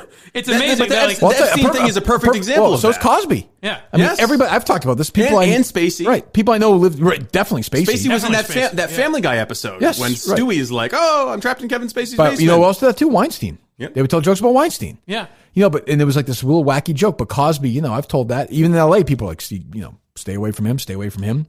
He's crazy. I don't think you were a big threat. I don't think Cosby was a big threat to you. No, my thing is like people worked at the Tonight Show would be like when Cosby was there, they would tell the female intern like don't go near him. Like he will just probably will attack you. He'll go after you. And like you're right. And everyone's like, oh, that's wacky. He's famously, whatever. This guy's famous. And now happened in the Catholic Church too. Oh, absolutely. It's still happening in the Catholic Church. It doesn't go away. I mean, they'll be reading about more stuff. There'll be a story in the next 2 weeks about somebody being silenced in the Catholic or moved from fucking Pittsburgh to wherever. It never ends. But I wonder. Let's just say Epstein didn't get killed. Was he going to say anything? What was he going to say? I think maybe he would have said everything. I think it would be more what he didn't have to say. I think he would have. I think he would have counted on powerful people protecting him and rigging the judicial system so that he would either have an easier prison stay, a shorter prison stay. Out early. Like I don't know if you've read anything about the deal that he got through Alexandra Acosta, but I mean, he was raping kids and got the kids glove treatment. There's a whole Miami Herald expose. There are people who are still in prison for pot or crack or something like that. Doing a 5-year stretch for drug possession. He raped kids and got basically. It was a Julie K. Brown, the Miami Herald. She wrote the whole thing. Yeah, it was great. Yes. Yeah, I mean. And she only wrote that, by the way, as a hit piece on someone in Trump's cabinet. On Trump, of course. Like that's how this comes to light, is because there's some vague, tenuous connection to Epstein. People don't want to know. They don't want to believe, but it's true. And people think I'm defending Trump. I'm not. I'm just defending the truth on this one. Is Trump's Epstein affiliation is nothing compared to Trump-Clinton affiliation. Well, people want it to be more. I mean, Trump kicked him out of Mar-a-Lago. Yeah, so I mean, there are pictures. There's the video that's going around of them at a club, and there are some girls dancing, whatever. But at some point in time, Trump was like, "This guy's a sleazeball." Well, I would just say find the records of Trump on these flights. There are none. Find the records of Don Jr. Right, and Trump was on there. Well, I don't know, Don Jr. was awfully quick to defend himself in that conversation. a quick and long defense. Yes. Don, you might just want to move on from this one. He's dead. Don, he's dead. Believe it, we weren't asking Don. He's dead. Yeah, Don, we just want to give him hawk the book, Don. I think the most fascinating thing is in like the cancel culture world where people are quick to people aren't allowed to work because of a hunch. Like even, I know you don't defend Roseanne, I kind of do. I don't necessarily think that Roseanne's a racist, but I don't they decided she is, so immediately she's wiped off the face of the planet. But based on some pretty good evidence, Bill Clinton has raped people. Right. And he's still allowed to parade around and write books how it is. Trump's speeches. Kavanaugh's a rapist. Trump's a rapist. Clinton's not a rapist. Right. That's how it works. Like that's how it works. With the same amount, we'll be generous to call it the same amount of evidence, just for argument's sake. One side's a rapist because the media runs one side. The other side's not. Yeah. That's it. But even Trump, just the idea that it's tweets versus. You had Trump telling Billy Bush something. That made him a rapist. You have women saying that Clinton raped him, and that's not enough evidence. So you're right. But that's just the way it's going to be. And President Trump, meanwhile, one of the most investigated presidents ever. Kavanaugh, one of the most investigated Supreme Court I'd say the most. nominees. Yeah, the most. Right. Well, Gorsuch as well. But right. I mean, the people had the laser focus of every left-wing nutty journalist in the country examining everything. And I mean, they found some women who have allegations of like, oh, he asked me to put a bikini on. Trump? Yeah. No, Trump was handsy. He forced himself to kiss women. Yeah. No, that's not good. Not good. But Bill Clinton raped women, according to Juanita Broderick. Broderick is one. According to the settlements that he paid out. Right. Jennifer Flowers. And Paula Jones. Paula Jones was the settlement. And by the way, he had essentially a teenager suck his dick in the Oval Office, who was an intern. So I'd say that was a bit of a power. He's also got the illegitimate black son that he denies. You believe that's his son?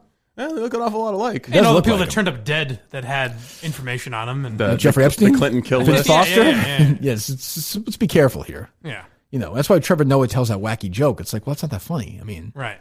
Remember he said to Hillary Clinton a couple weeks ago? Yeah. It was funny until he backed away from it immediately. Right. If he just let that sit there and made her answer, that would have been hilarious. Sure. Yeah. But it's more like hey, we all know it's bullshit. Like, we're all in this together thing. No, I agree. If he told us a joke and made her uncomfortable, it'd be awesome. But it would be the craziest But he wouldn't thing. do that. The craziest thing would be if Hillary Clinton started leaning into it. Like, Yeah, you better watch out, Noah. I'll kill you. Yeah, right. Like that would get. I'll kill you, bitch. What do you think? You're protected just because you're black? Wasn't he there doing wasn't she there like hawking a kid's book or something? Yeah, she was. I think she was there with her daughter, right? Her fucking husband is as prolific. It is unbelievable.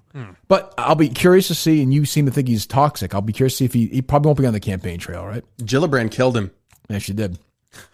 That's true. I guess that's true. Al Franken and Bill Clinton. Right. Although Franken's they're trying to give Franken his little reckoning now, though. Yeah. We'll see. I don't think he comes back. Franken was an all right guy. Yeah, he was. He really was. He's got my vote. That boob picture was funny, right, Mike? Well, speaking of imbalances of power, in how the world works, I saw somebody tweeted to me that Lucy Burge has a podcast on EI with another girl, I guess. No, I thought she was leaving. No more. Well, she did. This girl did a podcast intro last night saying it's our last one. Oh, and that Lucy Burge is leaving. She leaves. Curtis stays, and that is fascinating. The circle, the globe continues to turn. You know, it's just nothing changes. When you say globe, why would that be on your mind? Well, that's true, but it never the imbalance of power never changes. Yeah. Are you suggesting that Curtis should have left his job? I said he should have been fired. If one of the two, I told you that. I said if he was I would have fired him. Of course. Now, do you think do you think she was just uncomfortable, or they told her one of you has to leave, or something? You know, well, I think she got hired away by a headhunter. I'll say this. Well, why now though? You think that's what happened? Yeah. She's going to work at a big financial firm. I think Mike said. I wasn't sure where, but financial firm. No, I don't know. I don't know where. What the hell are you talking? I don't know where it is. It's not radio. Why are you talking to them? No, Featherston told me actually. Oh, I forget where he said, but you talk to everybody. I talked to a lot of people. I've had people tell me, not people, at the station. Nobody directly involved with the case. In all sincerity, Mutt, you're pathetic. Wasn't Mutt either. That she felt like her role had been lessened in the last few weeks. I mean, yeah. Well, they took away. She made like the social media shit for I the don't show. know. I have no idea, but it sounds like anymore. My guy told me that she was frustrated with a lessened role, which is, if true, is unbelievable. Like they forced her out, which wouldn't surprise me knowing that place. But the sacrifices she's made for love, really tremendous. Oh, God. And Curtis was on air talking and joking the next day. Yeah, of course, that's how it works there. I mean, it's how that place works. So something to keep an eye on. Anything else, Steve? Mike? Well, if we're doing a live show, you might want Pete Davidson to run it. It's true. See that? Oh, an asshole. Oh, that was odd. I didn't think it was $1 million bucks. bucks. So I mean, that basically, wouldn't work, obviously. But I go to a Pete Davidson live show. If I come here and talk about it, or even if I'm just a person shooting the shit about it, and I put it on Twitter or whatever, I could be liable for $1 million. Right, and that would never be enforced. No, no, God, no. You sign an NDA if Pete Davidson actually goes after you. Think about it. Every time you watch a football game, you hear any reproduction of this game is strictly prohibited. But we go on here and talk about football or play clips or whatever. I mean, that doesn't. Yeah, that's not. But if I came on here and told a Pete Davidson joke, he might go after me. He's not gonna sue you for $1 million. He might. You can't copyright a joke. I don't know. No, he's a fucking asshole. Oh, it's like I like Pete Davidson. I find him funny, but it's like at every turn. That's like in middle school where you're like, I should have copyrighted this popular saying because somebody would have to pay me $1 every time they say it. I don't remember ever saying that in middle school. Stupid bullshit. I don't know anybody who ever said that ever in any middle school anywhere in the world. Who the fuck? What are you? Just a little kid. What are you talking about? What? So late into the show, do we really what are need you to open saying? this one up? What? People talk about they wish they could have copyrighted a phrase in before middle it becomes school? popular. What grade? Well, like 6th grade? Yes. What phrase did you wish that you had copyrighted? I don't know. What's the Bud Light commercial? That was you in 6th grade? Yeah, you copyright that shit, and then everybody has to pay you money. Steve is over the hill. Like, I wish I that big boom. I know one thing I was talking about with my friends in middle school about copywriting issues. Those copyright laws, those tricky copyright laws. Fuller, I mean, Manette, really, what are we doing with these copyright laws? Guys? Right. Look at that hair, Steve. $80 for that? Tell me about it. That's got to be regret. Not just the copyright laws, the idea that he's looking back on his life in 6th grade, thinking if only I regrets. I've had a few, but then again, too few to mention. That copyright issue. Steve on his deathbed, like 40 years. Oh God, I wish I copyrighted that. I was just a boy. How was I to know? How much does your regular haircut cost? It's usually like $20. Whoa! Uh-oh, who's that? Who the hell is calling you? It's calling you. Nobody who wants to be on the show. No. Somebody you should know that you're working right now? No. I think it's a Chicago number that's been calling me. Dan Katz? Why don't you balk him? Should. Another regret. You make a good point. 2 days away from the tennis match, Steve. How you feeling? Ooh. Not great. Did you hit any balls over the weekend at all, or no? No, I brought my racket down to the Cape, but seemed like a perfect place to go play. Yeah, I couldn't find a place. No, you go play on the beach with your father-in-law? Couldn't find a place inside. That's another weird Steve one, was the Cape trip. People kind of mentioned that to me. It's just so weird very you went weird. there. But it was not your call. It wasn't my call. It's weird that Do you do that every year? Do you guys go somewhere sort of different? Or? Yeah, sometimes we go to upstate New York. I like kind upstate of New York. Split the difference between Ohio and you can drive. New Both England. can drive there, right? That makes sense. We do That a lot seems of normal. We do a lot of getting an Airbnb and just exploring a new area. Like, where do Being you go? halfway seems it seems odd for them to fly all the way out here and then not go to your house. I agree with you that it's odd. I said all of these things. It was a very interesting choice, especially given the weather these last 2 days. Did you have any fights over this or no? No. You're See, loving this is that one. fighter, yeah. Steve usually sticks to his guns. This is one where he's like, He's no, quick to concede He doesn't this like. one. He Yeah. doesn't like this one. Well, I mean, it is nice, as I said yesterday, visiting places that are off season. I agree with that. You get to. I mean, who wants to be at the Cape in the middle of July? Were things open though? A lot of stuff was open. Yeah. No, that's good. Yep. Because that's an issue in Maine. They shut everything down. Except for Madawaska. This thing's gonna be fucking popping that weekend. Yeah.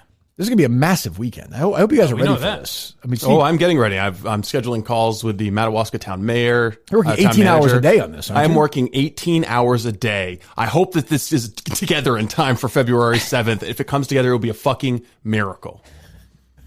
Are you mocking Kmarko? No, he's my good friend. I don't like that. That's not right. That's not right. I think this is a silly ice fishing trip. I think we should celebrate the real hard work that goes into making a menu. I would agree with that. Yeah. It's not easy. Every time I go to a restaurant, I With flip a the thing twist or open and I without a say, twist, Look at yeah. this. On the I say, rocks? Apple, look at this. They put it all together right in a list there. It's gonna be the apple martini. How did they do that? How did they do that? Sir, has anyone from Barstool drank any of these? No, where can I find that information? Yeah, I'm dying to know if who the fuck ever drank it. I can think of anybody there. Zah, did he drink this? Is there any Barstool alum who's died? Not that I can think of. No, I don't know that. Why do you ask? You reading someone? Why, No, somebody's gonna die? I was just thinking it's going to be weird when Barstool personalities start dying. I know they were very friendly with Jared Lorenzen, who died. The Yes, old that's football. true. He was kind of part of their world. Yeah. The big, enormous quarterback. Right. But there's They're not a saying guy that that it- started here that is... No, I don't think so. I mean, don't it's know. think of. It's coming up in May, right? Dave, yeah, that's going to be an issue. That'll Are be you sad. are you at all worried that the deadline you've set for yourself for completing your novel will kind of coincide with Dave dying? Well, there's a process of completing it, and then, but it's not going to be out in stores the next day. No. You know, you complete it in May, it'll be out in stores in say October. How many hours a day do you think you've been spending on your novel? 45 minutes to an hour. I don't kill myself. Oh, that's good. Nope. I sit down. I've got an idea, and you know what? If it's not popping that day, I step away. I've heard the method is 18 hours a day. That helps. That's what you should strive for. I actually just done a bunch of recipes. Shit, I didn't even. 18 hours a day, then you do this podcast, then you start home. Yeah, why don't you do cooking recipes? Do you think Barstool would publish Big Steve's recipe book? Yes, but you have to mix in some Barstool people. None of them will talk to you. That's the issue. Right. KFC would give me a recipe. Big Cat would talk to give him. me a That's recipe. Sure, Big Cat will give you his famous, Jared Big would would obviously answer the phone for him. Yeah, that's true. Yeah, maybe you should do that. I'm sure they'll get the same attention and it'll do just as well. But I wouldn't have any time. What kind of time do you have? I mean, Jesus Christ. It's fucking ridiculous. Jesus, to pat yourself on the back that much. It's only 24 hours in a day. That's rough. You need like 30 hours. He must just gonna have to not sleep. I'm willing to grant if his defense is that he was being ridiculous. Then I have I'll to grant him admit, that. I didn't get that sense when I read the tweet. I did not either. I mean, he's kind of, for a guy who's kind of good at like the Cullen thing I wrote is sort of in the Kmarko world. Like he would appreciate that, I think. No, not as good, obviously, Steve. Why are you rolling your eyes? Yes, it was No, I'm good. saying- no, but I'm the saying- takedown of NBC was so good. No, I'm saying that was good, and the takedown of the kid from the Des Moines thing was good. He did a good job. Yeah. But I don't know if he has a sense of humor or not. No. You know? He can be funny. Yeah. But I don't know that he has a sense of humor. I think he wouldn't mind being on that plane with Epstein. We'll just leave it at that. Well, some things he's written would seem. Yeah, I mean, Mr. Spacey, do you want Keith or the Rocket today? I think he'd be more of a not so much a pitcher. Yeah, but not even. Yeah, I don't think he'd be a slave necessarily. He's poor. I mean, this poor, and then Dershowitz has been just shitting all over Virginia Roberts for years. Yeah, and now if he's truly innocent, I don't blame him. But if he's guilty, I mean, God, that's abhorrent. You got to think that Dershowitz might have his getting thrown under the bus moment coming if he keeps going on about impeachment and being pro-Trump. And I was just saying, if he keeps fighting, because he will go out. I mean, he went on with you and talked about. He went on with me and was completely conversational about it. He's like, she's Yeah. she's a liar. Now, the only thing that made me, he's like, He's like, I'll show you the evidence if you like. I'm like, well, what is it? He's like, we have to come down to my place in Florida and look at it. I'm like, well, why can't you just tell me what? It's like talking to fucking Cynthia Dill. He's right. like, If it exonerates, he's a lawyer. I'm like, well, what is it? You know, I don't know. But he keeps saying he has this information, but yet he hasn't released it. A little suspicious. Maybe it makes him look bad in a slightly, like in a different way. So there's a risk to showing it. But he's hanging on to it as like ace in the hole. Who knows? That could be it. I'm just saying. The hell knows. All right, so we're back tomorrow. I'm sure we'll have more stuff like we always do. Thanks to all our sponsors. Any guests? Oh, Cynthia Dill. But we didn't have a chance to talk to Ben today. I'm upset about that. He's working right now, right? So you call him right now, he wouldn't answer. We can try him again. Try him real quick. I would like to.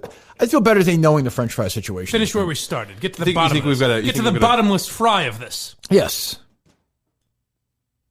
Joke works perfectly as Steve makes the phone call. I know, It really. just hangs in the air. Really? I did not like that. Well, they're all going It's to a be fine hits. throwaway line, but and no one spoke. Wouldn't go that far, but that's okay. was Steve's all right. rolling his eyes at you. He's not a fan of your humor. I know. Come on, Ben. What show would call this guy twice in 3 hours? Ben, please answer. Now it's important. It's an important issue. So he wrote Steve murdered me. That's true. He did. That's true. And the McLean song. Yes. You know what? Let me hear the McLean song. That'll make me feel good. Hi, you've reached the voicemail of Ben Austin. Sorry I couldn't pick up your call right now, but... He says, sorry, he's doing sales training now. Oh, Ben. Tell him to go fuck Maybe we'll get him himself. tomorrow. Give me a... Well, I don't think we need to push this into... Oh, who the hell knows what tomorrow's going to be. You never know. What time are we playing on Thursday? 1:30? Yeah, 1:30. All right. Such an optimistic sounding song. I haven't heard this in a while. Neither have I. Yeah. I want to revisit it. People like these once in a while.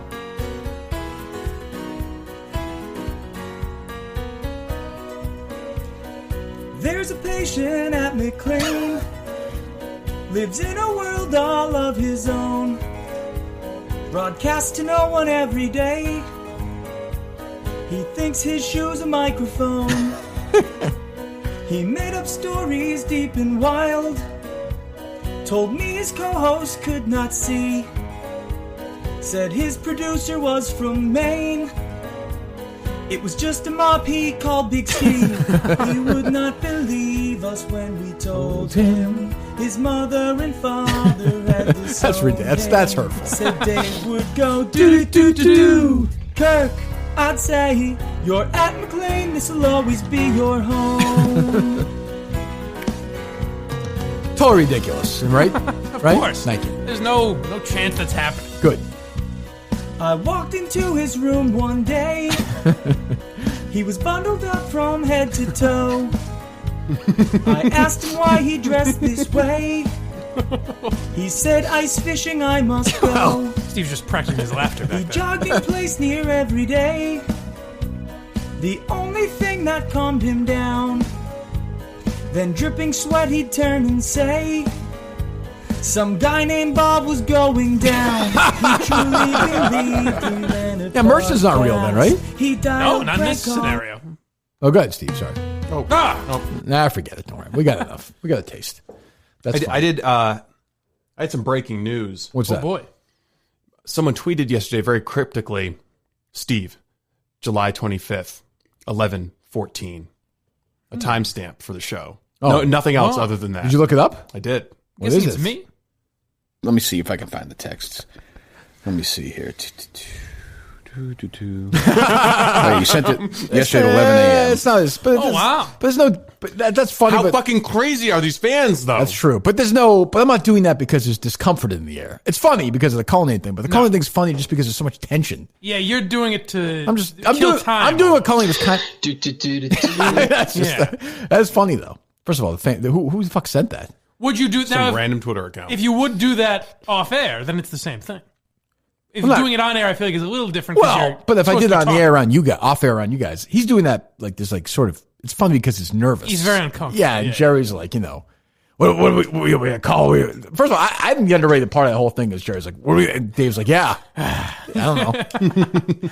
Al Michaels gave us a do the other night Oh, he did? during the football game. Yeah, Somebody tweeted me yesterday. Said Big Cat broke one out yesterday as well. Big Cat will do that once in a while. Yeah, Say he'll use turn into a pumpkin a lot. right. He was, appreciate that. Yeah. Oh yeah. How were Alan Collinsworth? Oh, they were good. They were fine, yeah? Yeah, fine as always. A lot of people hate Collinsworth, but Al still got it. I love these people during the games. They think these national announcers give a fuck who wins. Like, they hate the Patriots. It's always. I mean, like, trust me, they don't hate the... Why would they? Sure, it's been said a million times, but there's those sites like Joe Buck hates, and it hates everyone. They don't. Do you think Chris Collinsworth gives a fuck who wins a game? No. I mean, there are people biased against the Patriots, probably. Yeah, but I don't think he's one of them. No. I'm sure although he's very pro Goodell. Which might have made him. But I mean, there were a few cuts. I forget exactly what it was. No, I remember, but he's not pro Goodell. He's pro fucking the NFL because it's his job. Like, he's told to do it. Like, I don't think he wakes up and is like, boy, I hope the Patriots lose today. No, but that does make people anti-Patriots when that shit, when Deflategate is going on or any of that. Sure, but that's just, but I mean, like, guys like Bill Polian hate the Patriots. I understand that. Yes. But somebody like Tony Romo didn't give a fuck. Yeah, no, Al Michaels doesn't give a fuck. No, I would say no play-by-play really gives a fuck. No, but no matter what you see, they'll do it for, I don't know, people who think like that are just weird. And by the way, who cares if they do think that? Right. Like, all right, so Chris Collinsworth wants to be, like, what does it matter? Fuck him! Change the outcome of the game. Fucking asshole. I can't listen to a guy who doesn't like the Patriots. There you go. That's football talk right there. Yes. You see, when you do that, that's still football talk. You miss it, don't you? Yeah, you talk about the announcers or make fun of it. You have to talk about the games, but you're still doing football. I like that. He's right. I'm with him on that. Experimented with what? Give me some Kane. Stop it. Let's hear from Kane. Oh, shut up and let's hear from Kane. Boy, has he been quiet. Oh, man. Jerry. Yeah. Jeez. Maybe hibernating till the new year? Well, we could tell. The mood's good right now, right, Steve? What are you smiling at? The mood is good. Why? What are you looking at like that for? I'm wondering where you're going. I don't know what's going to go out of your mouth. Steve had an idea. This is total horseshit. All right. Total horseshit. Do you know what I'm going to say? Yeah, I do know. Okay. I do know what you're going to say. I've got the text messages. Steve, well, you can do that. You can monkey around with the text message all day. Yeah, okay. I have my word. This is my idea. Fresh off of Wednesday's show. Steve said it'd be funny if Tuesday or Wednesday. I said toward the end of one of the shows, like, oh, my migraines have been bothering me lately. Mm-hmm. I sort of mentioned at the end of the show. The next morning, I sent a text out. It was like, listen, we're off today. These fucking migraines aren't working. And then we do a show with somebody else. To be fair, I almost suggested that also. Oh, really? Yeah. So that would be funny, right? I almost said it would be funny if I was out on Tuesday and Jerry was in. Right. Or something like that. But I don't think you would find it so funny if we actually just did it. No, if you did it without me knowing it, I wouldn't find it as funny. Yes, right. But we're not going to, although I eventually would have found it funny. But in the moment, I would have been fucking my head furious. is hurting right now, actually, now I think about it. To be fair, I think... If Steve came up with that, I give him credit. I think the idea was mine, to be fair. Okay. But to also be fair, Steve actually was like, I don't think that's... No. There's nothing funny here. I think we should do it full time. He was like, that seems kind of cruel. And I was like, I think your response was, I like cruel. Yes. And I was like, oh, okay. I'm dealing with a first-rate psychopath. Mike would have been mad on Tuesday or Wednesday. We would have respected it. I would have been furious at the time. And right now, I'd be laughing about it. But also, Mike, you should feel good because we're trying to kick around people who we would Somebody's bring in. names Steve said, oh my God. That's your greatest strength. I'm just throwing fucking shit at the wall. My greatest strength, the greatest strength of Mike is he doesn't speak when I walk in. He doesn't speak when I leave. I don't care what happens during the show. That's his greatest. Well, I think you'd have an interest. If I want to talk to you, you'd want to talk. Yes, but I have no interest in starting that. Yes, you know what I mean? right. When you say something, I'll respond. Yeah, I think that's about it. Yeah. But that's why I mentioned Jerry, because I think Jerry's actually gone away for a couple of days or something. But I was thinking about doing that. I almost said that to you too. I think that would have been funny. Yeah, that would have worked. It would not have been funny as if I came up with it. I thought I was going pure cruelty. It was like just have me and Steve sort of joke around for like an hour and a half, laugh, just sort of have a great time. I never mentioned it. Never mentioned you, not once. That was my goal. And just be like, yep. But that would have been tough. It would have been tough for you to not make fun of Steve. You know what I mean? To be completely polite and I'd break his balls and stuff. Okay, but like your name would never come up once. Gotcha. Yeah. I was thinking one day if we just got in here at like 6:30 and started the show early, and then we're like having fun kicking it around. You and Mike? No, you and I. And then Mike comes in halfway through the show, and we're like, oh, what the fuck are you doing here? So we'll let you know when we're ready. You didn't get the message on Wednesday? Yeah. So yes, but Steve was, Steve's instinct was to defend you. I appreciate that. So there you go. How's the Steve-Mike relationship a couple of days? Is it better now? I think it's fine. I think it's fine. It's good? Yeah, I think so. You haven't done lasting damage. No. Not yet. Are you driving together to the tennis match or no? How are you getting there? Yeah, I guess we'll probably leave right from here. I didn't really think about that. Right. 1:30 start of the match. All right. We think. and we think we're relatively good to go. I would ask Cullen, but he's going to get there a little early, of course. He told me that. Oh, he did? I got to get there early. Well, I fucking hope so. Yeah. When's he planning on getting there? I think he's going there today. He said he's going to go scout locations. He asked me to connect with Kaylee, the wonderful woman, the wonderful Minifan, who has been our Sherpa through this process. Yes. And I emailed her, meet Dave Cullinane was the subject line. And I'm like, Kaylee, I'm sorry. I'm sure this is not what you wanted to see in your email inbox. Put you through this. Jesus. We're calling, even the other night on the phone, everything with Cullinane is always like, I get it. Like everything. You're like, Dave, shut up for a minute. The floor is yours. I just want this and this. No, I know. Well, I've never had it to the level where he had a full conversation with himself that I was on the line. Oh, I've been there for that. And you're just like, all right, Dave, good. Go get him. I mean, he has kids. It's unbelievable. Kids. That was funny when DEC said in the podcast, did you listen to that part where you asked Cullen to do the show with him from now on? Yeah. Cullen said yes. Cullen's like, I can't do it. I got to help my wife. And DC's like, this guy is on Discord and all day. He doesn't want to do a podcast with me. Well, he introduced me at the Great Thinkers the other night. Someone walks in and Dave goes, Mike, this is Chase Cullinane. And I'm looking at a grown man. I was like, parody this is your son? He's like, no, this is the parody account, Chase Cullinane. Oh, good. No, good. Cullinane. That's funny. Because in the back of my head, it's funny that Kirk said this. We didn't talk about this. If MHB was ever going to go, talked about it. The first person I thought of who I could put in the slot is Dave Cullinane. Can I just say real quick, and I don't, hold on. Different than him. We don't need to, because we said that. I'm not going to tell DC how to do his podcast. He's the president. He has a nice little podcast. I actually think that would be I don't think Cullinane would be great in that spot. I think his move should be, essentially, he does a great job. It should be DEC and a Minifan, like Mike and the Minifans. It should be DEC. Minifan show should be a different Minifan every week. You get a different perspective. Find, a good group of 4 or 5 of them and rotate them once. What's ironic is it'd be ripping off a show. 3 for the first half, you bring on 3 for the second. It'd be ripping off a show that ripped off a show that ripped off his show originally. Yeah. So I think he's allowed to do it. Right. That's what they say about these Minifans. Very creative. They are. They all. We got one idea that we put into different packages. I mean, you can bleed this thing, but DEC's the original. Right. What's funny about DEC, like talking about MHB, I'm listening to him giving his tribute the other day. I'm listening to him. I'm like, God, these guys have known each other for so long. I'm like, oh, wait a minute. They've known each other for like 6 months. And they've never met in person. They never have? No. Not to my knowledge. No, they've never met. It's like you and Cullinane. Yeah. Right. They've never met. So I don't think so. We met MHB. I've met MHB. I met him, right? Too? Yep. Oh, he was here in Framingham. Yeah. Were you there or was Dave there? I was there. Okay.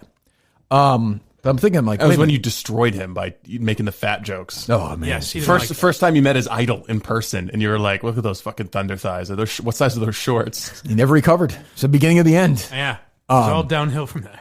But I would give him a little piece of podcast advice. I like when you say a nickel's worth of advice. Nickel's worth of advice. Nickel's worth of free advice, as my dad would say. Just do a different one every week. You're not going to get the magic back with MHB. Or maybe you will. Maybe that's how you find someone. That's true. Maybe a trip on somebody. Yeah. I think the week in review should be 50%, if not more, of the podcasting energy. I like the week in review. Yeah, that's good. But he also wants to do the other stuff. Let him do it. He does a good job. He's good. The week in review the week in review is something that you could point people to and being like, if you're a little overwhelmed with stuff that's going on in the Minihane universe, listen to this little 25-minute wrap up, and like that'll get you kind of caught up. So you're saying you don't download our episodes, just get that and you can be caught up? No, I'm saying we always talk about who the hell's trying to get people to listen, me or you? Both of us. I mean, we're always wondering, what does that person think who just drops into the 105th episode or something like that? Yeah, you get a nice little catch up. Yeah, and I think he's planning some kind of year in review special, and that might be something helpful to point people to, because at this point we've generated so much content that it's just not physically possible for somebody to go back and listen to everything. Although looking at the downloads, some of the episodes from last month have matured. Yeah, I would think. I was going to try and do, I know I won't get everyone, but I was going to try and do a list of every reference. Like explain what every reference is. That'll actually be helpful for the muralist. That will actually take you 18 hours a day. Yes, that might take some work. We have the muralist, right? Yes, we have a muralist who's going to be submitting a sketch for us of how he would do both of those panels behind us. Good. Okay. Good. Done. Excellent. Yeah. Get to work on that reference list. I told him your inspiration is the Sistine Chapel. Yes, it sure is. It sure is. Kirk is Jesus. Correct. And we also have to figure out what we're going to do for that one episode over Christmas. Is it just going to be a regular show? Is it going to be best of? Is it going to be a bunch of music, a bunch of parody songs and phone calls, prank calls? I don't know. We should figure out what that's going to be. Interesting. What do you or guys? could it be an interview? Some sort of an interview? Yeah, I don't know if that's people. I don't know. It could be if it's a good one. Yeah, it could be. I think we should for a Christmas special we should get a Catholic priest in here and have you interview them about the sex abuse scandal. There'll be a lot of laughs for the listeners over the course of the week. Drop it Christmas morning. morning. Yeah, little Christmas morning special. All right, we'll be back tomorrow.